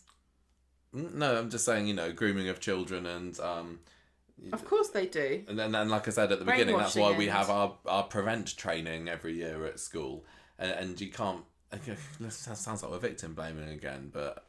What do you mean? Well, saying that Max should have realised when he was the one that was. I'm not saying I'm not saying that he is completely to blame here, but the insinuation that he's absolutely blameless, it doesn't sit well with me. No, but no. We'll see. Let's move on to the next. I think we've had plenty of time chatting about this, and this has been like an hour and 20 minutes or so just talking about one story. And believe it or not, other things did happen this week. I was baffled by a lot of that, of what happened yesterday. But I will tell you, other things did happen, and they were also dramatic. More life or death drama. There's somebody else that went in hospital. Nina this week. That's another. So that's 4 cracked characters. Her head and nearly drowned. She's fine though by the next episode. That's 4 characters that have spent time in hospital this week. Yeah. We didn't necessarily see all of them there. Well, no, Alya as well, isn't it? So that's 5. Yeah.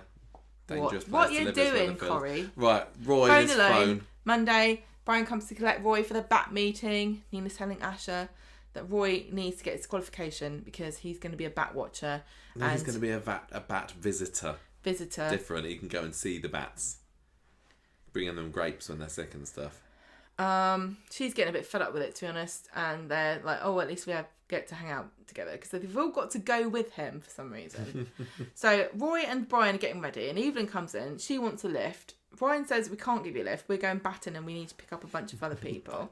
And then she says, no, Roy needs to take me in the car. So she and Roy go, for some reason they go together, and then everyone else goes in another car. Yeah, they're gonna meet Roy there at the battery. So he takes Evelyn off, and then he's going to go to the bat watch. Yeah. Nina, Asher and Brian then get this message from the WhatsApp group going... Because they've got mobile phones. We're not going batting tonight because it was raining yesterday, which sounds like not a very English thing to say. But how was Roy going to know that it's not on? So this is just what we said last podcast, isn't it? Roy saying, "I don't need a phone. I don't need a phone." I was like, "There's gonna be something that happens where he needs a phone," and by gum, I was proven right here. See, Roy doesn't know it wasn't rain. It rained yesterday because he doesn't do what I do, which is like, go, "What is the weather like? Should I look out the window? No, I'm too lazy. I'll look on my phone and see if it's raining." So he's got no idea. Roy is still not back later. He must have gone straight to the roosting site on his own, and it's Matlock Woods. Yeah. And he goes there by himself in the dark, and he drops his flask of tea into the pond. It's not dark at this point. It's still daytime. Oh, okay. He drops his flask of tea, rolls into the pond, and that's foreshadowing. because that's what Nina's body is going to do later. Ash and Nina and Brian turn up and they find the Woody there abandoned, and they run off in the dark. Now it's definitely dark, to try to find him in the woods, and presumably are shouting and ruining the bat watch. Because the bats are probably not like to be disturbed by people they're in a shrieking. bat watch. That's the thing. When it's raining, the bats are like, nah. The bats are like, we're going out. Yeah. if it's rained and it's wet, I'm staying in. Bats are weird, aren't they? Good job we've got societies to explain their strange natures to us. So, they get to the pond. Night has fallen. Nina sees Roy's flask and she rushes down. She's like, oh no! It looks like he's drowned. Maybe I should see what happened to him. Now, back on the victim blaming again here. Right. This is kind of Nina's fault what happened to her. No, it isn't. She's got her massive big boots on. She wasn't dressed for a bat watch, was she? Running down a slippy, muddy, very steep incline towards water. Yeah. You're gonna fall in, aren't you? And I tell you what, this would never happen to the bat group. No, because they're like, we're not going out. It's raining. Exactly. That's how you die. Yeah, so she ends up cascading into the water, cracking her head on this rock, which is unfortunately there, and then starts floating face down in the pond. Yeah. And Brian's like, what's that famous painting of the girl on her back going down the river? You know the one. Yeah, I know who you mean. I think she's. I love that one. Her. I forgot what it's called. You know what we mean. Yeah, you guys know what we mean. So yeah. So Brian rushes in. He's heroic. See, this is proper being heroic. Was there any other option? No. Did it put anyone else's life in danger? No. Was it dangerous? No. Brian went in, rescued Nina, pulled her out, started giving her chest compressions, and she coughs up water and she's fine. Alya, take note. Yeah, that's how you be a hero, Alya. Yeah. Brian is the unsung hero of this week. Brian saved more people than Alya did, because all Alya did was stop the Rover's shed from catching on fire. That may have happened. I mean, maybe the Rover's shed would have caught fire. But right. Anyway. So Roy turns up. He's like, what's all this kerfuffle? Don't need a mobile phone to see the ambulance and the paramedic lights. So I came over and they're all mad. And they're like, Roy, if I was Roy again, victim blaming, I'd be like, what? So you said, right, I would have been fine here by myself just getting a bit wet. But you guys all turned up. One of you nearly drowned to death and it's my fault. You could have stayed at home and I would have eventually worked out that no one else was coming. Yeah. So anyway, they're all mad at him for some reason. And they go to the hospital together and Nina's got to have a CT scan because she says she's already been bonked on the head once. And they're like, well, too many bonks. You know what we're saying? Yeah. So they have a little scan. Roy, Asher tries to explain what's happened, and she gets really snappy at him. And then she tells him. She tries to tell him it wasn't my fault. It was an accident, and then Roy. Basically, it all ends in Roy thinking, like "Oh, I should have had my phone." Ends up with 2 lessons we've learned. What's that? Should have had your phone with you. Mm-hmm. Should have been a paramedic. Yes. If only Asher's suddenly gone, oh, this paramedic block. To be fair, Asher didn't need to do anything. She was like, Brian was there. She was on. Well, no, what does she need to do? You only need one person who's first aid trained. I'm sure, honestly, she could work. I mean, let's face it. CPR is not like real CPR. Anyone could do it. Yeah. You don't need to put any effort into it whatsoever. She could have done it fine. So.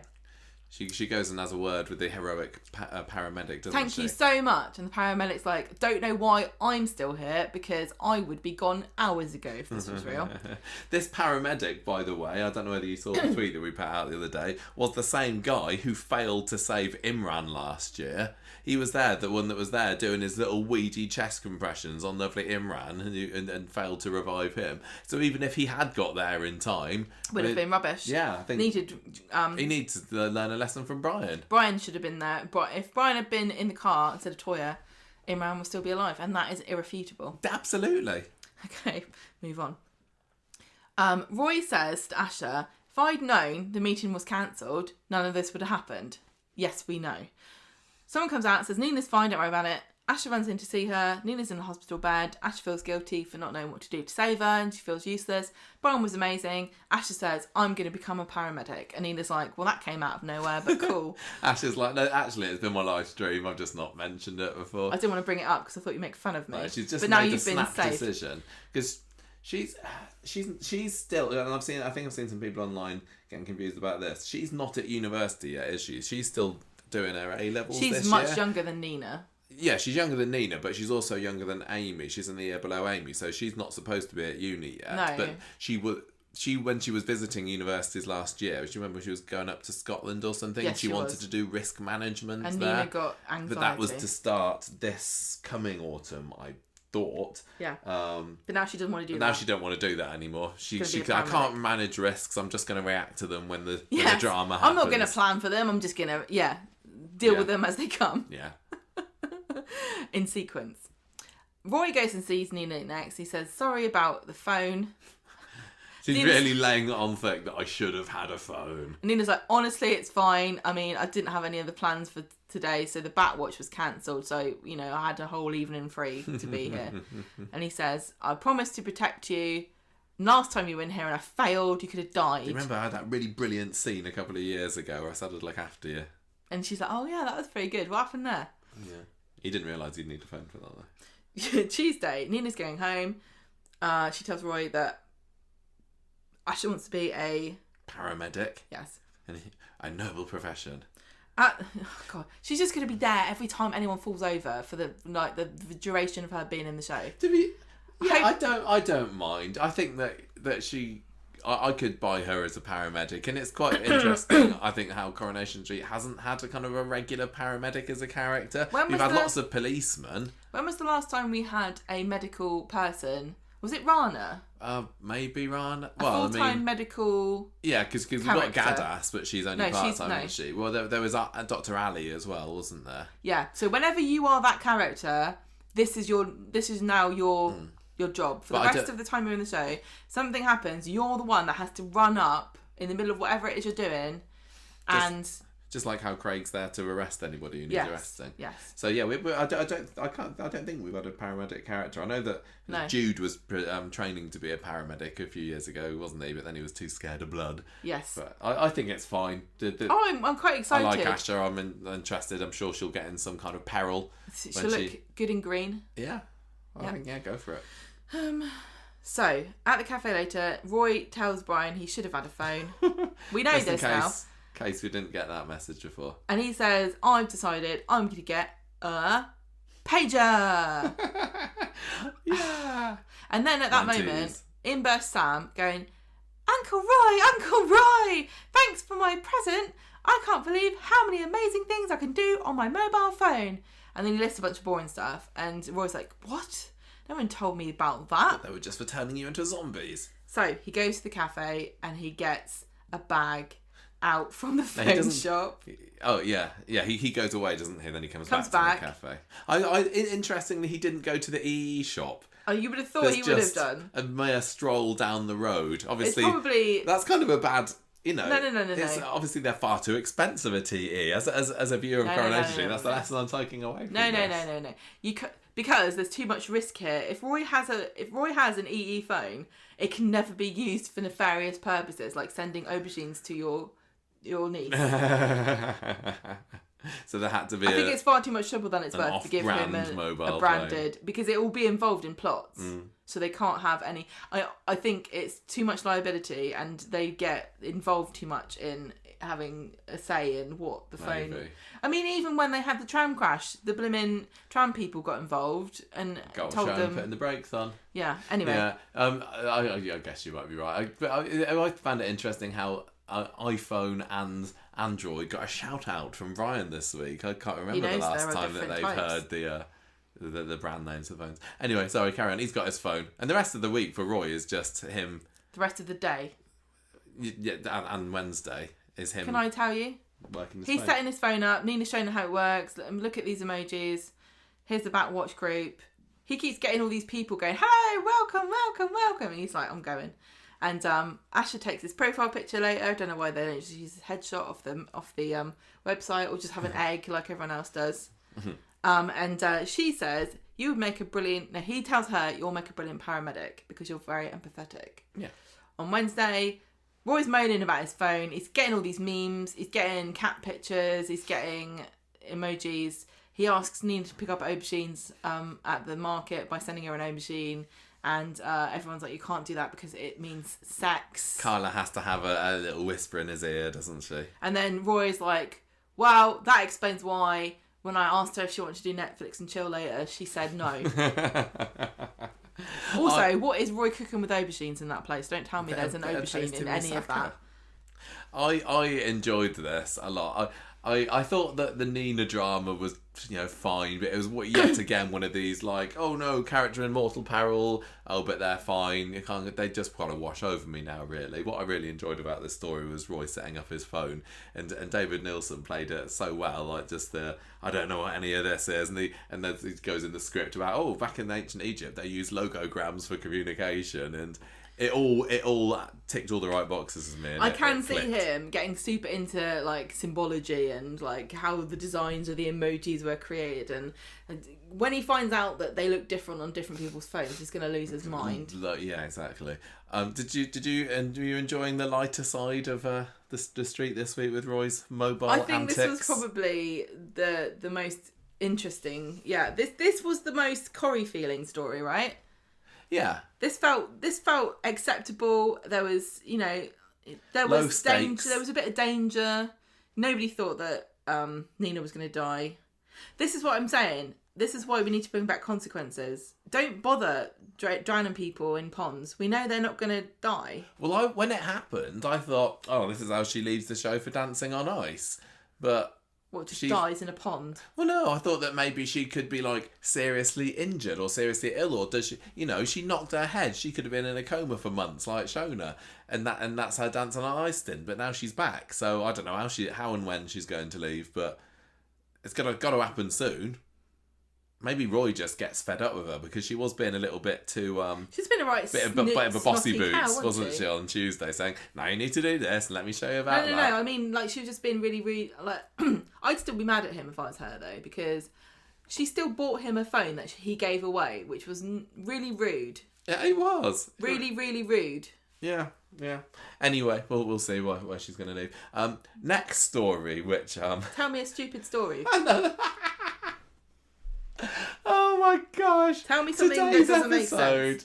At the school. Oh. Honestly, this was Oh man, this really was like offensively terrible. See, can I just say the way we felt watching this that doesn't make sense, sat in a school with a teacher doing stuff teachers would never do. I bet you there were so many racists watching the other storyline going, we would never have decoy beans. That's stupid. Yeah, I wonder. We would never camp in waste grounds in stupid pop-up tents. It only kind of starts. It leads on to the school stuff, but the Monday is the Gematrimony stuff where Gemma's getting excited looking at celebrity wedding dresses on her phone and everything. And can I just say one thing quickly? Yes. This is one of my hated Coronation Street tropes where couple that's already got engaged then has to restart actually going to get married and then have a discussion about whether they actually do want to get married or not. Well, I think I and probably a lot of people have forgotten that they did get engaged because and then when I thought back and I was like, oh yeah, there was that bit where they were on the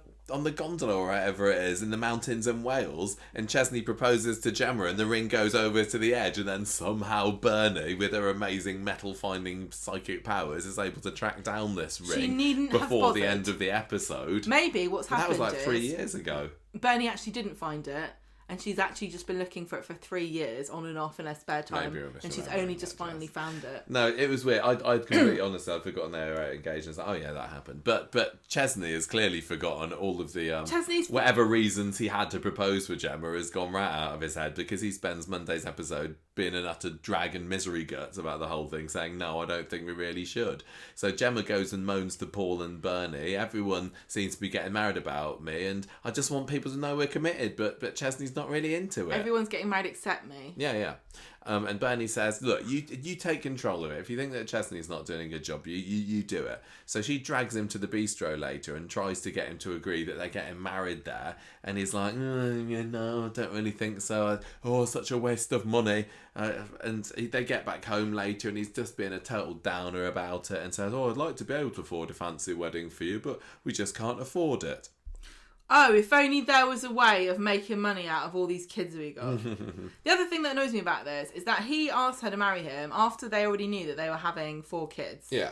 So why did you think it was going to be cheap? Well, they had the Freshco's money on That's what I'm talking about. on the horizon there, didn't they?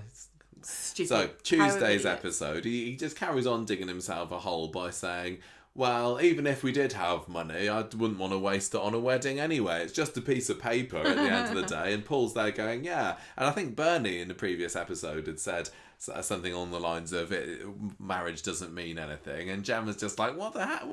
Soap characters are all supposed to like getting married, aren't they? Well, how are we supposed to get on the front of the soap magazine if we don't get married? I you know, as a husband myself, I'm quite a proponent of the matrimony, but I did find it interesting for a change for some characters to be saying, no, why do we need to get married? Because pretty much every couple on Coronation Street, that's the natural path, isn't it? Like you said, partly for the soap TV guide covers. Well, it's a rite of passage in life. It's a ceremony that... And if you're a soap girl, you got to have your wedding dress. It just happens. So I very much appreciate it, even though I was like saying, oh, shut up, Paul, shut up, Chesney. That somebody having a different view for a change. I just found it very hypocritical that Chesney was the one who asked her to marry him, and now he's saying he doesn't want to. Yeah. Suddenly she wants to get married. And he's making out that it is utterly meaningless to him, which I think is so mean and unfair to do to your partner. If they this is the thing, right? They obviously had a discussion about they wanted to get married because they're engaged. Yeah. So it's not the same thing as her suddenly out of the blue going, I want to get married. And he's like going, no, it's just a waste of money and a waste of time. When did you get this idea, Chesney? Well, was it when you had to pay for it? This was similar to what we saw with Fizz and Tyrone, isn't it? Because they got married donkeys years ago, and then a couple of years ago, Fizz decided they got engaged donkeys years ago, and then a couple of years ago, Fizz decides to start planning this secret wedding in Greece because Tyrone's not pulling his finger out, and then he pours water on the idea, and yeah. If you were going to have a long engagement, you go have a wedding at the end of it, like us. We were engaged for a very long time, but we didn't ever give up on the idea. The trouble is about it, the idea that it's just a piece of paper. That does annoy me as well, because there are definitely valid reasons to not get married, but saying it's just a piece of paper is not one of them, because that piece of paper actually is very important. If, say, for example, you die in a car crash, Chesney, how is Gemma gonna actually be able to take custody of Joseph? Or will Granny come back from Portugal? Because by rights, she would have more claim over Joseph than you would. Have you thought of that? No. There are lots of reasons and lots of rights that you get that you don't have if you are just unmarried. And I really wish that people knew. Because if you're going to make a decision, make an informed one. That's all I'm saying. There are loads of reasons not to want to get married, and we said that a million times. And 50% of the population don't get married. Yeah, so it's not. Which is really worrying to me because I really don't think that a lot of them realise. I don't know. Anyway, well, Gemma... I know that my friends certainly don't because they were very shocked. Yeah. Gemma finds out later that Ches has bought himself an egg balm from Roy's, and she's like, "How you're wasting money as well?" And Chesney just like, "Well, whatever. I don't care. I still don't want to get married anyway." Yeah, we can't have this bistro wedding, it's too expensive. And then they have this great scene with Dev and Chesney, and Dev's like going, oh, Chesney, you got a girl, you got a fiance, she wants a wedding, you gotta give her a good wedding, come on, Chesney, be a man. And he's like, oh yeah, okay then, fine. To be fair though, how on earth are they gonna get money to get married? He's got a little piggy bank, hasn't he, made out of a big sauce bottle at the end of the episode. So 10 years' time, they'll have saved up enough pennies bless him. to get hitched in the bistro, I suppose. So when Chesney comes home, this is when the story takes a different turn, because he's like, oh, Joseph, you're home. What are you doing here? Joseph says, I was sent home from school for using British Sign Language in the playground. The teacher thought I was making rude gestures and I've been sent home. Yep. That happens all the time. Okay, we'll come back to that. Okay. Wednesday's episode. Put a pin in that one for now, yeah. Wednesday's episode. Bernie and Gemma are talking about this Mrs. York, the teacher at school. And this was Gemma's teacher when she was at school. So she's got a bit of history to her. She's been in the profession for a long time. She's seen all the changes. She's seen, the extra amount of planning. She's seen all the curriculum changes. She's seen everything. But she's a bit of a stalwart there, but she still hasn't changed how nasty she is, apparently. Just like all teachers, basically. Yeah, horrible. And Gemma's like, we need to deal with this the proper way. Go down there and kick off. I love how Gemma was clearly just written as being one of those parents marching down the school parents. And Chesney's like, I think maybe we should try the softly approach to this first. They arrive at school there, and she's there. They arranged a meeting, didn't they? They don't happen to just bump into her in the corridor, because when they're doing the protest later, discussion. They said you said we should go. But so anyway, they're there. And like, why did you send Joseph home? And she's like, well, I told him to tell you. I told him to tell you that he's excluded for the day. I mean, sorry if I wasn't clear enough. Maybe we should have written a note or something. We don't write these things down at schools because we find it gets in the way of teaching. Yeah. Children shouldn't be speaking to teachers in language that they don't understand. He shouldn't have been using sign language. And Gemma's like, for heaven's sake, his brother is deaf. Sign language is the way that he communicates at home. Maybe the school should have a sign language club, actually. And Mrs. York says, nope, sorry, we don't have the time or the staff or anything like that. Oh, what a cow that Mrs. York is. How dare she? And then things start getting a little bit personal between Bernie and Mrs. York, and her saying, oh, I remember you as a mega cow when you were our Gemini's and Apollo's teacher, and you're always horrible then, you've clearly never changed. And Mrs. York's like, well, you've not changed either. You chavvy scumbag or whatever. She doesn't use those exact words, I know it's implied there. And she swans off to do some marking after that. So Bernie decides the best thing to do here, Gemini, is let's have a peaceful protest, taking inspiration from the Peace Festival. Let's have a sit-in at the school. As we're here, unchaperoned. Yeah, they're just sitting around, after the free school, range, no members of the public. On, we haven't signed in, no one's going to miss us. Nobody checks that we're Nobody there. else here Presumably, Mrs. York is the only other person in the building, and nobody checks when they lock up at the end of the day. So we could just take ourselves off home whenever we fancy. So what we should do is have a sit-in in York's classroom, and we're not going to leave until they agree to teach sign language. Yeah, this is how we set up clubs at school. We just have the parents demand it until we back down, because that always works. So they go in to barricade themselves in Mrs. York's classroom, which is actually Daniel's classroom in a different school. I am right, I'm sure I am. Yes, you are. So not only is I was incensed at it. Not only is Daniel's classroom, well, not that Daniel teaches there anymore, the English classroom, the only classroom in Weatherfield High, they also seem to share it with Bessie Street as well. Yeah. And yet they changed the displays and everything. So there was a nice crepe paper planets display and stuff up. But that was still Daniel's classroom, wasn't it? And it had the same cabinet, and it had the same grammar posters around. I wasn't fooled by that. Do you think it's actually a set? No, it must be. I think it is. I think this is a behind the scenes set. It's not an actual school. I don't think it is.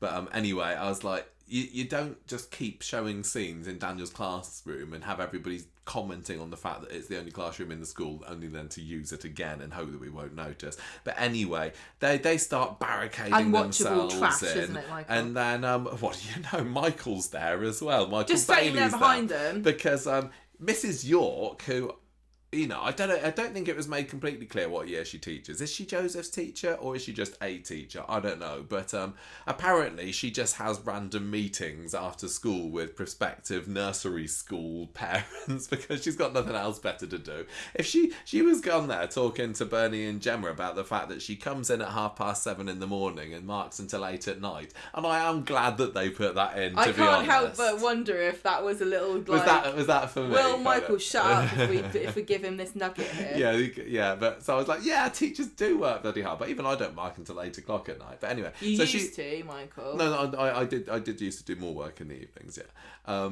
So she's obviously very junior. She if you're a nursery teacher, you're not marking until 8 at night. As far as I know. Sorry, Michael, for any fellow nursery teachers out there. Casting aspersions. So. And also, her classroom that they were barricading themselves into also had a very junior look. So why this woman was talking to someone about getting getting Glory into nursery. I don't really know. I think maybe she's taking on board a little bit too much, and she needs to start saying no to the demands from SLT. This. After finally they've acknowledged the workload that teachers have. You're here critiquing it, saying that she's doing too much work. Well, she didn't need to be doing this. That's all. I don't get involved in what's going on in year R at my school. I just love the way that they're having this massive Barney about sign language, and then Gemma and Bernie barricade themselves inside this thing to have a sit-in. Yeah. And then they turn around and Michael's been sat there the whole time. They didn't even notice that Michael was there until the barricade has been built. And he's like sitting there, he's like, these are some crazy bitches. I'm not going to say a word. I hope they won't see me. He's too busy looking through an exercise book and like, yeah, this is what I want Glory to be writing in 6 years' time. Yeah. Anyway, so Gemma starts filming themselves and streaming it. Go viral. It's gonna go viral, everybody. Yeah, so, and it does. At this moment, what we have, because we've been too excited to tell you what's happening to really explain it. Mrs. York is outside. Yes. Gemma and her mum, Bernie, are inside the classroom having barricaded themselves in. Like saying, Michael's sitting down, trying not to involve himself. And Gemma and Bernie are making videos about the fact that Mrs. York is an evil monster that won't let them she's refusing to teach sign language. And Mrs. York is standing the other side of the glass of this classroom going, oh my god, rolling her eyes dramatically at them and saying, I'm not doing a course on British Sign Language. Yeah. She says that they're trespassing, and then Michael decides, actually, I think I will involve myself in this. He's like, I don't want my child to go to this school. You've made your decision based on... So you're taking British Gemma's side on this? Because you're passionate about British Sign Language to the point that you know all the signs. Yeah. So anyway, the Dev eventually finds out about this back on the street and shows Chesley. Viral. It's gone viral. Yeah. So he shows. I think they should have had Roy coming in and said, "What's going on here?" He's like, "Is this relevant? Is this happening now? Can someone explain?" So Chesley and Dev rush off to the school and they tell Mrs. York that she's appearing on this live stream, and Mrs. York is like, I don't even know what those words mean. I'm a fuddy-duddy teacher. I don't learn things, I teach them. Bloody hell. And so they're like, this isn't a good look for the school, you know. And anyway, she's like, I'm not paid enough for this. Thank you very much. Solidarity, striking. Yeah. Yeah. And so she takes her classroom key and she locks Gemma and Michael and Bernie in the classroom and heads off. And it looks like they're staying there overnight, because the only other scene that we see of this is, I think Dev and Chesney are there saying, yeah, go for it, you'll be fine. And at this point I'm thinking... How did they get in? Yeah, that's true. Who let them into the school? I didn't even think about that. What was their reason when they got to office for can we get through? Because you can't just walk into a school these days. We have safeguarding procedures for that. We have doors. We have sign-in slips. We do have our lanyards, like Gemma says. You can't just walk in there. But somehow Dev and Chesney have managed it. This doesn't make sense in any way. Also... This Mrs. York would not let them stay in that classroom, which is full of data about other people's children. Yeah, exactly. By themselves, without any. They wouldn't even be allowed in. I don't know why they're in there in the first place. They shouldn't have gone in there. No. Go and get a colleague. Has everyone gone home at this point? Because it seemed like pretty daytime-ish to me. Where's the head teacher? Where's the site manager? You've got a caretaker here who's presumably the one that's locking up at the end of the day. When he does his rounds, or she does her rounds at the end of the day, do you not think he's going to check the classrooms to see... Just checking that nobody's barricaded themselves in tonight before I put the alarm on. Do-de-do-de-do. Oh, Mrs. York's sex slaves again. Better leave them alone. Do-de-do-de-do. Maybe... Why is there no burger alarm? Why is there no, I know, you'd think she'd have to set the alarm. Like, oh, right, it's very important you don't move because now you're locked in. I mean, I'm often the person that locks up at the end of the day at my school, but I have to do a check around to make sure that nobody's there. I think I've maybe noticed this, and it is always... it just it doesn't make beyond sense. Belief It's silly. Absolutely every way. Which is even the fact that of her sending Joseph home for doing sign language. Well, that's even honestly. It's like they stealthed that one in because that was the least stupid thing out of the whole thing. And actually, at the beginning, that was the most offensively wrong thing that there was. And actually... Why doesn't Mrs. York and others know that Joseph knows sign language? I'm sure that would have come up, especially if she is his teacher. I don't know whether she is. I can't remember what they said. But I believe... Okay, I'm going to say this. I do believe that there might be a time at which a teacher might go, what are you saying? Are you being cheeky? Can you stop that? Because absolutely. I remember I did do British Sign Language very briefly. I don't remember any of it when I was in secondary school. And of course, because I was naughty, what I used it for was to talk about my English teacher across the classroom to my friend who also did BSL, and he got very annoyed and he told us to stop doing it. Now, you don't send a kid home. You don't get sent home for it, and also, is that somehow oppression of deaf people? No, not really, is it? It's because... and also, like you said, Joseph is not the sort of kid that you would ever... He's a little cherub. You wouldn't go, oh, Joseph's so naughty. You'd be like... Strike one, you're expelled. Yeah. You'd know that he would... If he said, sorry, miss, I was telling... You go, well, okay... Yeah, but just the amount of paperwork and hoops that you would have to jump through and reasons and and restorative measures and let's get the parents involved. So much to send a child.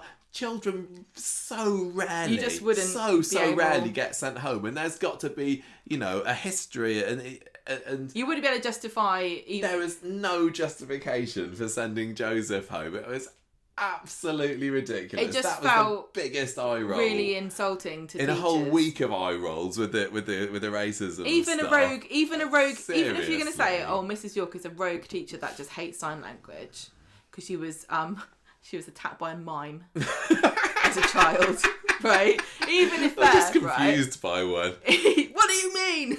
There's no box there. How can you be stuck in it? Some people really don't like those mimes. It's like Austin Powers is like, I hate carny folk. Yes, exactly. Anyway, street artists. Right. I've kind of lost track here. Yeah, even if she was a rogue teacher that hated sign language, she still wouldn't be able to engineer a situation in which she would be responsible for sending him home for that. No, it'd be down to the head teacher who sent them home. Like, why are we sending... The head teachers died. As we said this before, there's definitely... It was Bessie Street and... Is this Bessie Street? This is Bessie Street. The head so teacher... Who's the head of Bessie Street? Nobody knows. It's not Brian Packham anymore, but this wouldn't have happened under his watch, I tell you. There's just there's missing head teachers in both of the Weatherfield school. There is a teacher crisis at the moment. Teacher numbers are dropping. The schools are crying out for head teachers and everything. So clearly this is the case. Get in there, Michael. This made no sense whatsoever, and I was watching it thinking, oh my god. And I was half thinking, this is giving teachers a really bad name, but half of me was thinking, this is giving people like Gemma a really bad name. And there was definitely a good part of me that was going, go Mrs. York. Go Mrs. York. Team Mrs. York. You work really hard. You don't get paid enough. You don't need to put up with people like this coming in and demanding that you do BSL courses. I'm not against there being British Sign Language courses at school. Of course not. It's a lovely thing to do. Everybody would love to do everything. everything. If somebody comes in and says, I'm not leaving until you do a basket weaving course. Look, BSL is a bit more important than basket weaving. I know. I know you know that. But, I think at one point Gemma did say, oh, you're not even going to... you don't even want to open a discussion with us about it. That's why we were angry. But at the end of the day, they have to understand that you can't just go in and go, I'll do it myself. Number one, love, you ain't passing any CRB checks. You're an ex-drug dealer. You're not going to be able to work in a school. She's reformed, Gemma. She's had a Coronation Street transformation. What? I know this is so. None of this makes sense, but really, Mrs. York should be like, okay, well, listen, you need to get onto the BSL. You need to find out whether they do any school outreach stuff. You need to see if there's any funding for it. Then you need to set up a consultation to see if there's enough children here that would want to go. And if she said that to Gemma, she would just be so boggled in her mind, she wouldn't even know what to say. She'd go home and she'd never bother doing anything. I don't think a lot of that would be needed. At the end of the day, if a parent wants to come in and run a club, fine. But this isn't how you achieve it. Because bless them, teachers don't have the time for running clubs very often, and some schools make teachers say, if you're a teacher, you need to run a club. That's part of your duties. Fortunately, I'm not in a school that does that. I mean, I sit in with the art club once a week this year, and it's been a long time since I've done anything like that. It doesn't mean I have to do it. But it's a lot of work. But it is a lot of work, and it is time, which is very, very precious to us. So if parents like, I want to do it, like I think there might be a parent that in the past that have done like Spanish clubs or whatever, and fine, let them. But this isn't how you go about doing it. And yes, Mrs. York was portrayed as being a little bit snitty and a little bit, I'm superior to you, and she was a bit of an arse. But with her up against Gemma and Bernie being utter chavvy oiky morons, I was like, yeah, I don't blame Mrs. York for not entertaining their requests, quite perfectly honestly. She's got better things to be doing. Right, anyway, wow. So can't wait to see what happens there next. What's going to happen? Because they're going to open up the school on the next episode and find their emaciated corpses there. Talk about taking a perfectly reasonable request and turning it into just the most stupid. It was so stupid. But like the stuff with the bomb today, it was so far past the line, I just sat back and enjoyed it, and I thought, this is hilarious. This is hilariously bad. And it's not boring. It wasn't boring. Yeah. And that counts for a lot. And when there are weeks on Coronation Street where I can watch it and go, oh, that was fine. I can talk about that on the podcast, I guess, for a little bit, and that definitely happens. With this, I was like, I can't wait to talk about this. And isn't that what our job is to comment, not to be get paid to comment on the Coronation. Anyway, another storyline, Gemma, that we've been quite vocal about recently, the Reed and the Red storyline. New Year's Eve cliffhanger. Teddy's eyes open. He's turned into some kind of cyborg or something with the ECGs inside. What happens next? Do you think he can laser beam at people the ECG scan? In like a big sheet. Yes. Do you remember that movie where they had the lasers go through the little room you had to get through and they cut everybody into pieces? Was it like... That's Resident Evil. Resident Evil? Yes. Do you think he can do that with his eyeballs if he concentrates? His new superpower. Yeah. You should do that to Stephen. On Monday, Audrey's back. I'm surprised, honestly. No, I said that I thought she'd be back. But normally when people go on a holiday they'll be like, right, I'm off for a week now. And you're like, right, see you in a month. Yeah. No, she's back. No, she's back after a week. She had a lovely time. She had lunch at the captain's table. Looks like you.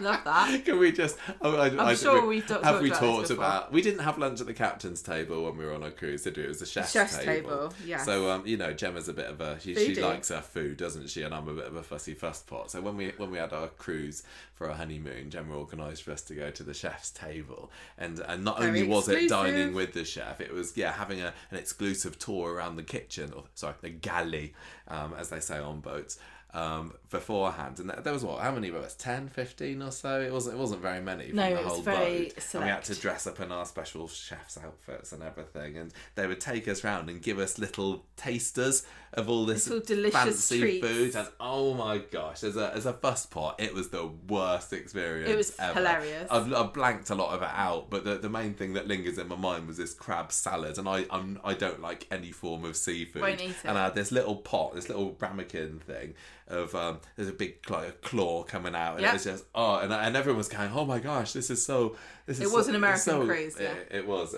so amazing, so sophisticated, and I was there forcing down. You were like, oh, vile crab salad. It was making me gag, and you were there going, just eat it, like, Michael. If you ruin this for me. Yeah, because this is one of your highlights of the honeymoon. I was looking forward to this for so long, and then Michael's there going, what else did we have? Horrible asparagus and disgusling. When we eventually got round to eating, they gave us asparagus, which I'll eat now. Risotto. Yeah, it was. I like risotto. There was a mushroomy thing. That's right. It was a risotto of asparagus and mushroom, and I'm sure there's a video of you because I videoed you as you were eating. I said, Michael, what are you eating now? And you went, horrible asparagus and disgusting mushrooms. We have got a video diary of our cruise. It's very good.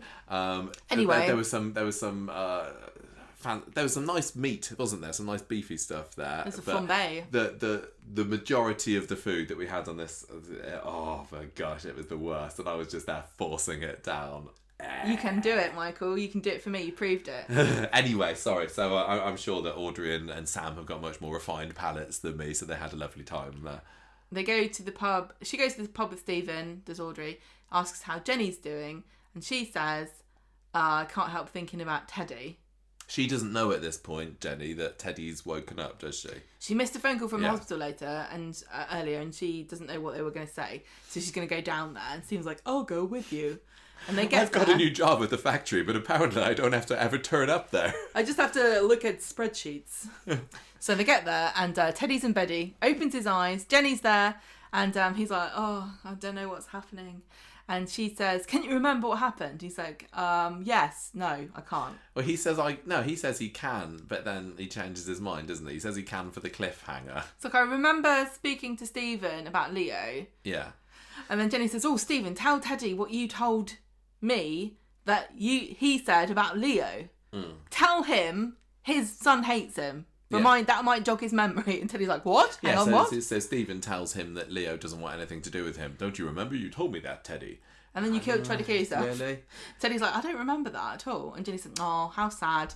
How sad and tragic. So yeah, the idea has now been implanted in Teddy's brain. On but Tuesday, apart from that, it's pretty fine. He's all right. Tuesday, not brain dead, and it was literally 2 days ago. Jenny was in floods of tears because the doctors have said he could be a vegetable for the rest of his life. The only people that do their job on Coronation Street are the people that work, the nameless, faceless nurses and doctors in Weatherfield General, who save all of these characters from all of the fates that are supposedly about to befall them. Yeah, they can kill people, but they're not very good at the prognosis, are they, all the time? No. On Tuesday, Stephen and Jenny go visiting Teddy, and he's annoyed at himself for not being able to remember seeing Leo. Jenny's like, don't worry, you'll remember some point. And Stephen's like, oh my God, I've got to go. Jenny, come with me. And she's like, no, I'm stay here and talk to Teddy. And then Teddy's like, thanks for staying, I don't have any friends. Later on, Stephen... Interesting. So you might, if you just kind of disappeared... You're not going to be missed, nobody you say? would miss you. Stephen and Elaine go into the Rovers, and Jenny's there saying, oh, I said I would let Teddy stay with me because he needs somewhere to recuperate and it will help him remember things. As a guest in the Rovers. And Stephen's like, what? And then on Wednesday, he's like, you shouldn't let Teddy stay. What would Leo say? Wouldn't he get the wrong idea about you being shacked up with his dad? And, also, you've got a job and you can't look after him. And he's he seems to think that looking after this recovering patient is going to be actually a lot of work for Jenny. And Jenny's like, do you really think so? And then when he's gone, she's like, nah, I do what I want. So later on, she brings Teddy round.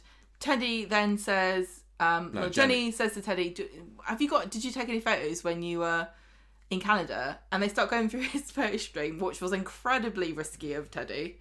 God knows what he's taken photos of in the past. He's Canada. Like, dick pic. Oh yeah, I remember being on this airplane. Well, Teddy just kind of, he still holds on the torch for Jenny. I don't know. It's like, oh, how did that get in there? That picture of me Teddy, lounging that's out. The bathroom upstairs.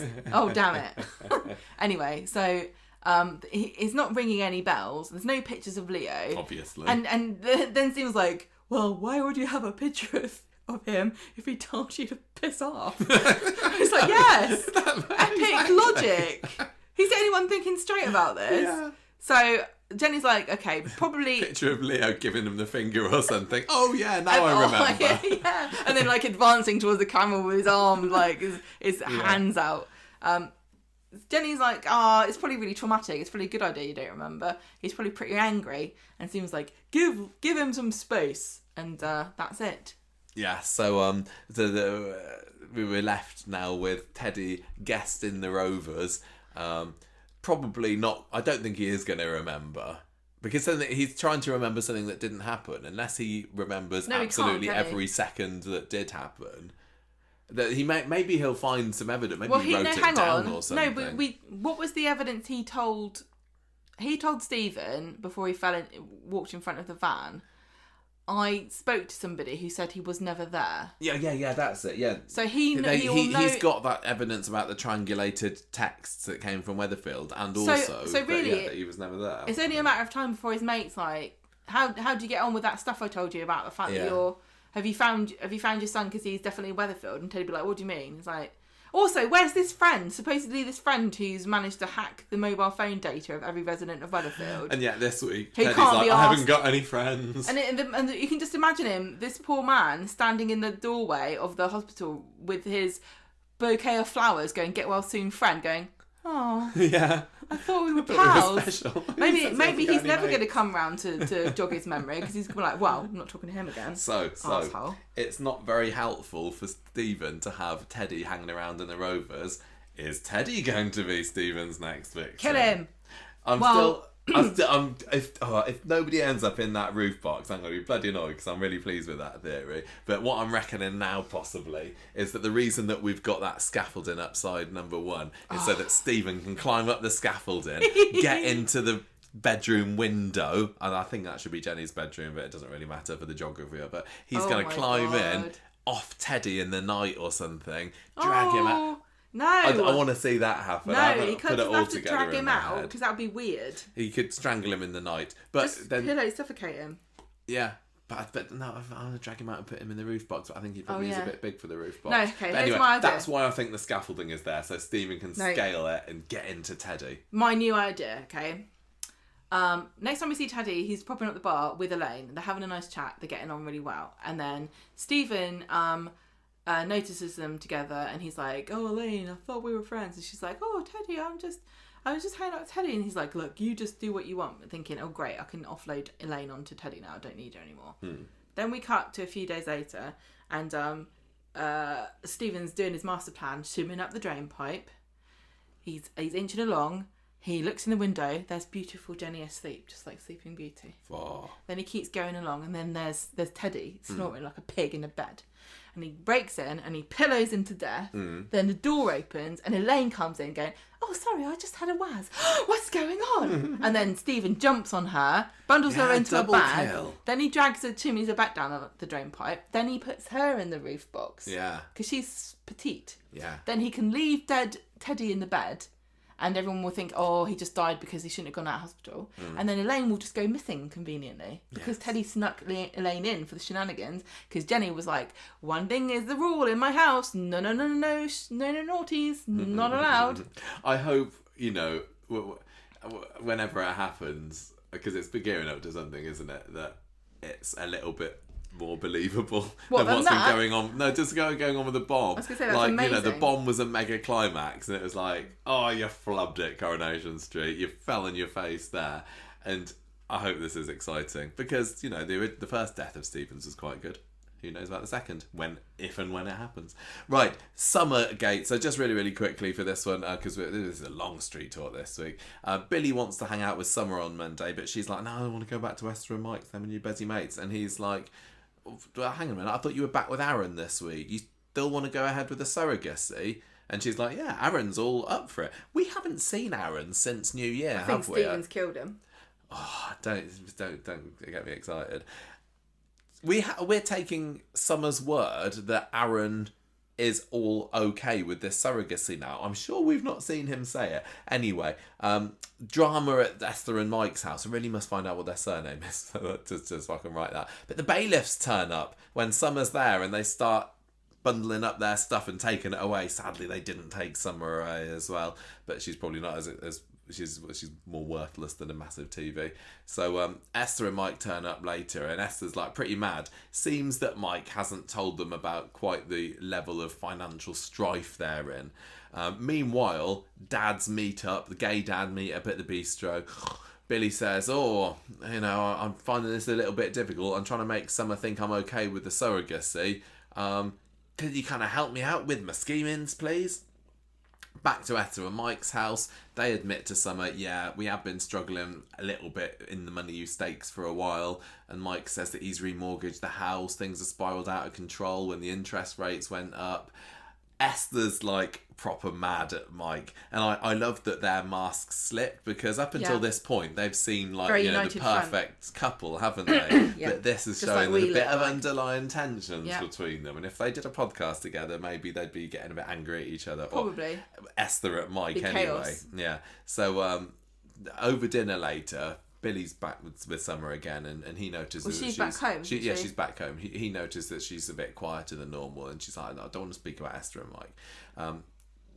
Let's talk about this consultation that's happening tomorrow about the surrogacy. And I know she says, look, I know you're not. I know you don't really like it. You don't want me to do it. And he says, no, I want to help you. I will come with you to the consultation. Later on, we have a little thing that I don't think goes anywhere else in the week, where Mike is getting a bit drunk and leery with Leanne in the bistro, isn't he? I don't know whether that's going to go anywhere.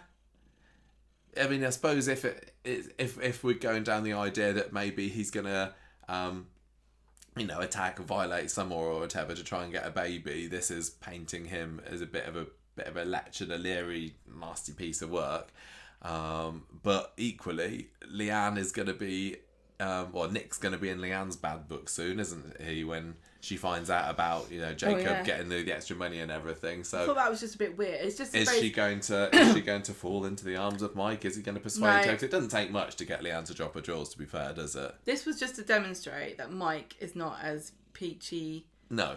Squeaky clean as he makes out. We saw him get mad with Aaron and Summer before, so we've already started to see this mask slip, but we're getting more of it now. He's obviously not as Christian. Yeah, not as perfect. I'm sure who is, but not as perfect and squeaky clean as they'd been made out at the beginning. Dad's squad turn up at Billy's house later. Blah, I don't know what goes on there, but I don't care. So Tuesday, Esther is still mad at Mike. Smells like a brewery, apparently. Not Nuttall's Brewery, because they don't brew there anymore. Too expensive. They turn on the smiles though when Summer and Billy arrive, because this is at the meeting. They don't seem like they want to have Billy there, and they're right to think that, because he totally ruins the meeting, doesn't he? It starts off with Esther and Mike telling the surrogate lady about their situation they're in, and we've tried for babies, blah blah blah. It's never worked for us. Then it's Summer's term, and she's asked turn. That's what I said. And she asked about Aaron, and Summer says, "Oh yeah, Aaron's definitely all for this. I can't come to him because he's a mechanic. He's working. We've got diabetes. We're made for each other. We've both got diabetes." She says. It's like, okay, but that can be a bit of an issue to manage. You sure you want to be a surrogate with diabetes? And it's like, yeah, it's fine, and it's all right. And I've never had any problems with my diabetes, says Summer. No and Billy's issues. like, hang on a minute. You had a whole storyline last year where you were constantly collapsing one minute and squirting insulin down the sink the next. I need to talk about your disordered eating. And you ran away from home. Yeah, ran away from home. He just totally ruins it. And good for him. The other three are like, she needs to know. She needs to know the whole truth. And I'm still very much of the opinion that Summer hasn't thought this through. I think she's too immature to know what she's going through here. And yes, isn't she lovely for wanting to help Mike and Esther, because she owes them money and everything. But really, well done, Billy, for piping up. And then there's a great scene back at the flat later where she's livid with him for that and saying, you were supposed to be supporting me. And he's like, I am supporting you but my support is stopping you making this terrible decision. And she's like, no, I owe them. I can fix it. I'm terrified. And this is why I wanted you to help me through it and everything. They've raised a child that is too much of a people pleaser. She needs to have this kicked out of her immediately, because it only causes you trouble. Well, unfortunately... and I speak as somebody who is still stuck in this, and I can totally see myself... yeah, you are. I would definitely have a baby for Esther and Mike if they made me feel guilty enough. Smiled sweetly enough at you. Well, it works. So well done, Summer, because there's Dad's meeting yet again in the pub at the end of the episode, and Billy tells him, "Oh, yeah, Mike's been drinking, and I actually am supporting Summer now." So he's like, right, do you know how you thought it was bad before? Add alcoholism onto the top, and I'm also in. Yeah. So he's decided to stick with Summer just for the sake of peace. And Peace Festival, he's inspired. Yeah. And then at the end of that scene, Todd's like, You know, I thought that Lawrence pushed Lindsay off a mountain. Still think that happened? I've also got some suspicions about Esther and Mike, because I don't think they're as squeaky clean as they make out. I don't think there's a whole lot of evidence for that, apart from the fact that he drinks a bit. But I'm going to do some digging, and I'm like, oh yeah, brilliant. What's he going to find out? Dig the dirt.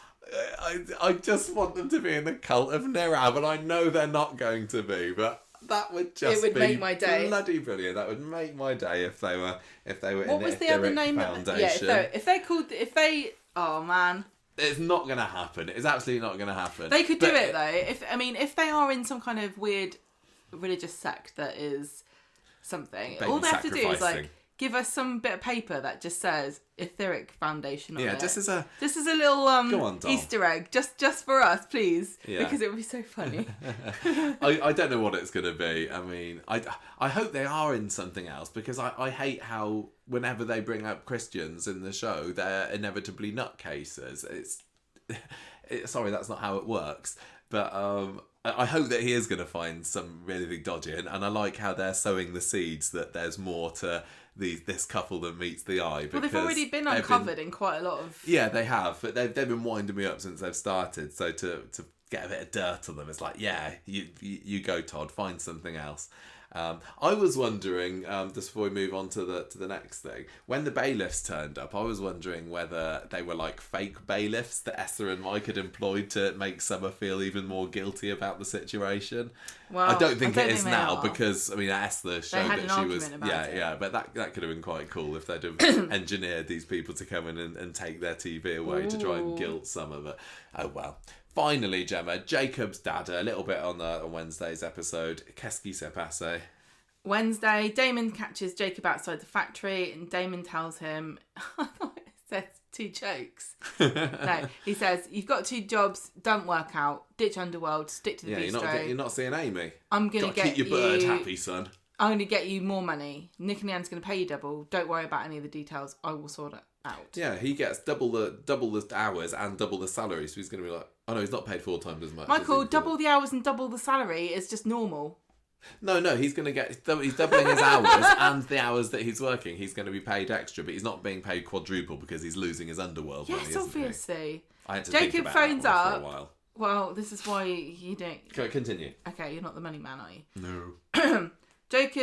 Damon, when Jacob heads off, Damon's phones him and says, right, I think Jacob's in. He's wavering, but he's definitely in. Jacob hands his notice in to Carla, who, as predicted, is like, you can't leave. You're the best salesperson. I don't know how to sell knickers without you. It's a bit like, in the days of... I can't remember it was Stella in the Rovers, and everyone was saying, oh, Tina, you're my best barmaid. You're the best one ever. Don't die. So he says, look, I really love Underworld, but my dad's asked me to do this, and I have to. I love him. I've got to drop everything. Carla says... I thought that was sweet. I do love Jacob. Carla says, right, fine, you can leave, but just so you know, you ain't coming back. Which I thought was really pitchy. I thought it was your best it was more like, I don't... Yeah, she said, I don't have the same faith in your dad that you do. Well, she says, don't come crawling back to me when it goes wrong. Back to me. When you say come crawling back, do you mean ask for my job back? Because you apparently... You said, on the one hand, you're saying Underworld can't survive without you now, and on the other hand, you're saying I would never re-employ you. This doesn't make it make sense, Carla. Damon tells Nick that Damon said Nick's squinting about, and Damon says, "Hey, you should have Jacob work here full time." About the market earlier on this episode. Was there why is this a piece? What the hell? I don't understand. What's going on? 10% what? Injury. Right, so he says, Damon take him on full time. And Nick says, I don't think I can. And Damon says, I'll just ask Leanne then. And he's like, all right, fine. Well, he says, I'll ask Leanne and tell her about everything else. Well, that's obvious. And then he says, right, and double his pay. And Nick's like, squint. And Jacob then later has his dad come up to him and says, right, here, kid, here's a package. I need you to deliver it. And Jacob's like, Gadzooks, father, surely 'tis not drugs. And Damon's like, of course it's not, just don't look inside. He's like, drugs is a mugs game. What? Drugs is a mugs game. Oh, I thought you I know that his family business you're having a stroke. No, his family business by marriage is drugs, but I think it probably isn't. I'm going to say weapon. It's going to be something. Maybe it's another bomb. Maybe it's a tin of beans. I don't know. I've got no theories. I've not had a chance to think about this. I'm unfortunately not that interested, but I'm sure I will find it interesting. I'm getting more interested. I think it's very sad how easily that Jacob's being manipulated by his dad and how much he wants to please him, and he's being manipulated in a way like Max was, where he just wants the approval of an older man. Odd how before Damon came into it, he was saying, "Oh, I hate my dad. He didn't ever come and see me when I was a kid," and now he's like, "I need to do everything to please him." But no, I don't think that's strange. It is sad how he's manipulating him. I'm kind of interested. And also, is his only family. Yeah, I don't know where else to put this, so I do want to mention it as well. Bartering saga. I suppose this is related to this because of Peter and Carla. Yes. The pen has become a cheese grater. So what did we start with? Started with the bargee. From the bargee, he got a pen. From the pen, he's got a cheese grater. And he tries to get Roy to take the cheese grater in exchange for a toaster today. And that is a massive upgrade. That was a bit of a I'm not surprised Roy said, yeah, I know, he's been a bit... cheeky. Yeah, but trying to take a bit more than he deserves for that. But Roy says, you could have a sieve. And he's like, I don't want a sieve. No way, that's not good enough. No. I'm still loving this. Still really enjoying Keep that this concept. Going all year, Coronation Street. I'm absolutely... This is brilliant stuff. Absolutely love it. So, that's pretty much everything that happened in Coronation Street this week. You got a bomb that's going off. You got somebody cracked on the head. You got Nina falling into a river. You got Roy getting a new phone. You got sit-in protest at the school. BSL. For BSL you got Teddy waking up from his coma. Oh, is he going to remember anything? You got some actually really decent scenes in the summer storyline. You got Barter and Peter. This was a strong week for me. This, despite the utter ridiculousness, I am absolutely sold on a 4 for this one. This is a easy 4. If it made more sense, if it wasn't ridiculous, it would be higher. But I was thoroughly entertained by a lot of this week. I thought that the Nina falling in the river was a bit of a whatever. That was literally a damp squib, because it just didn't seem to go anywhere. But everything, I just loved it. So I'm giving it 4 tasty blueberries in Brian's piece cake. What about you? I can't believe you just said 4. I found Wednesdays so cringy and hollow. It felt so flat for me. You can't just have your actors shout at each other with a shaky cam and expect the suspense to follow. You have to put the suspense into the story, and there was no suspense. I knew everything would be fine, and also, despite Alya's best efforts to kill herself, she still survived. I thought there was a bit of suspense. Is she going to be okay? I can't give it 4. No. I think I was embarrassed, actually, a bit embarrassed by Wednesday. I couldn't believe it was. There were a lot, and also I'm still mad about Spider being hit on the head. That was also really dumb. That shouldn't have gone out. To me, I can't see what happened there, that they needed that shot. Yeah. So I'm really disappointed because the racism storyline started so well and it's just gone downhill. What are you scoring it? I mean, I think 3 is generous. I think 3 is giving it too much.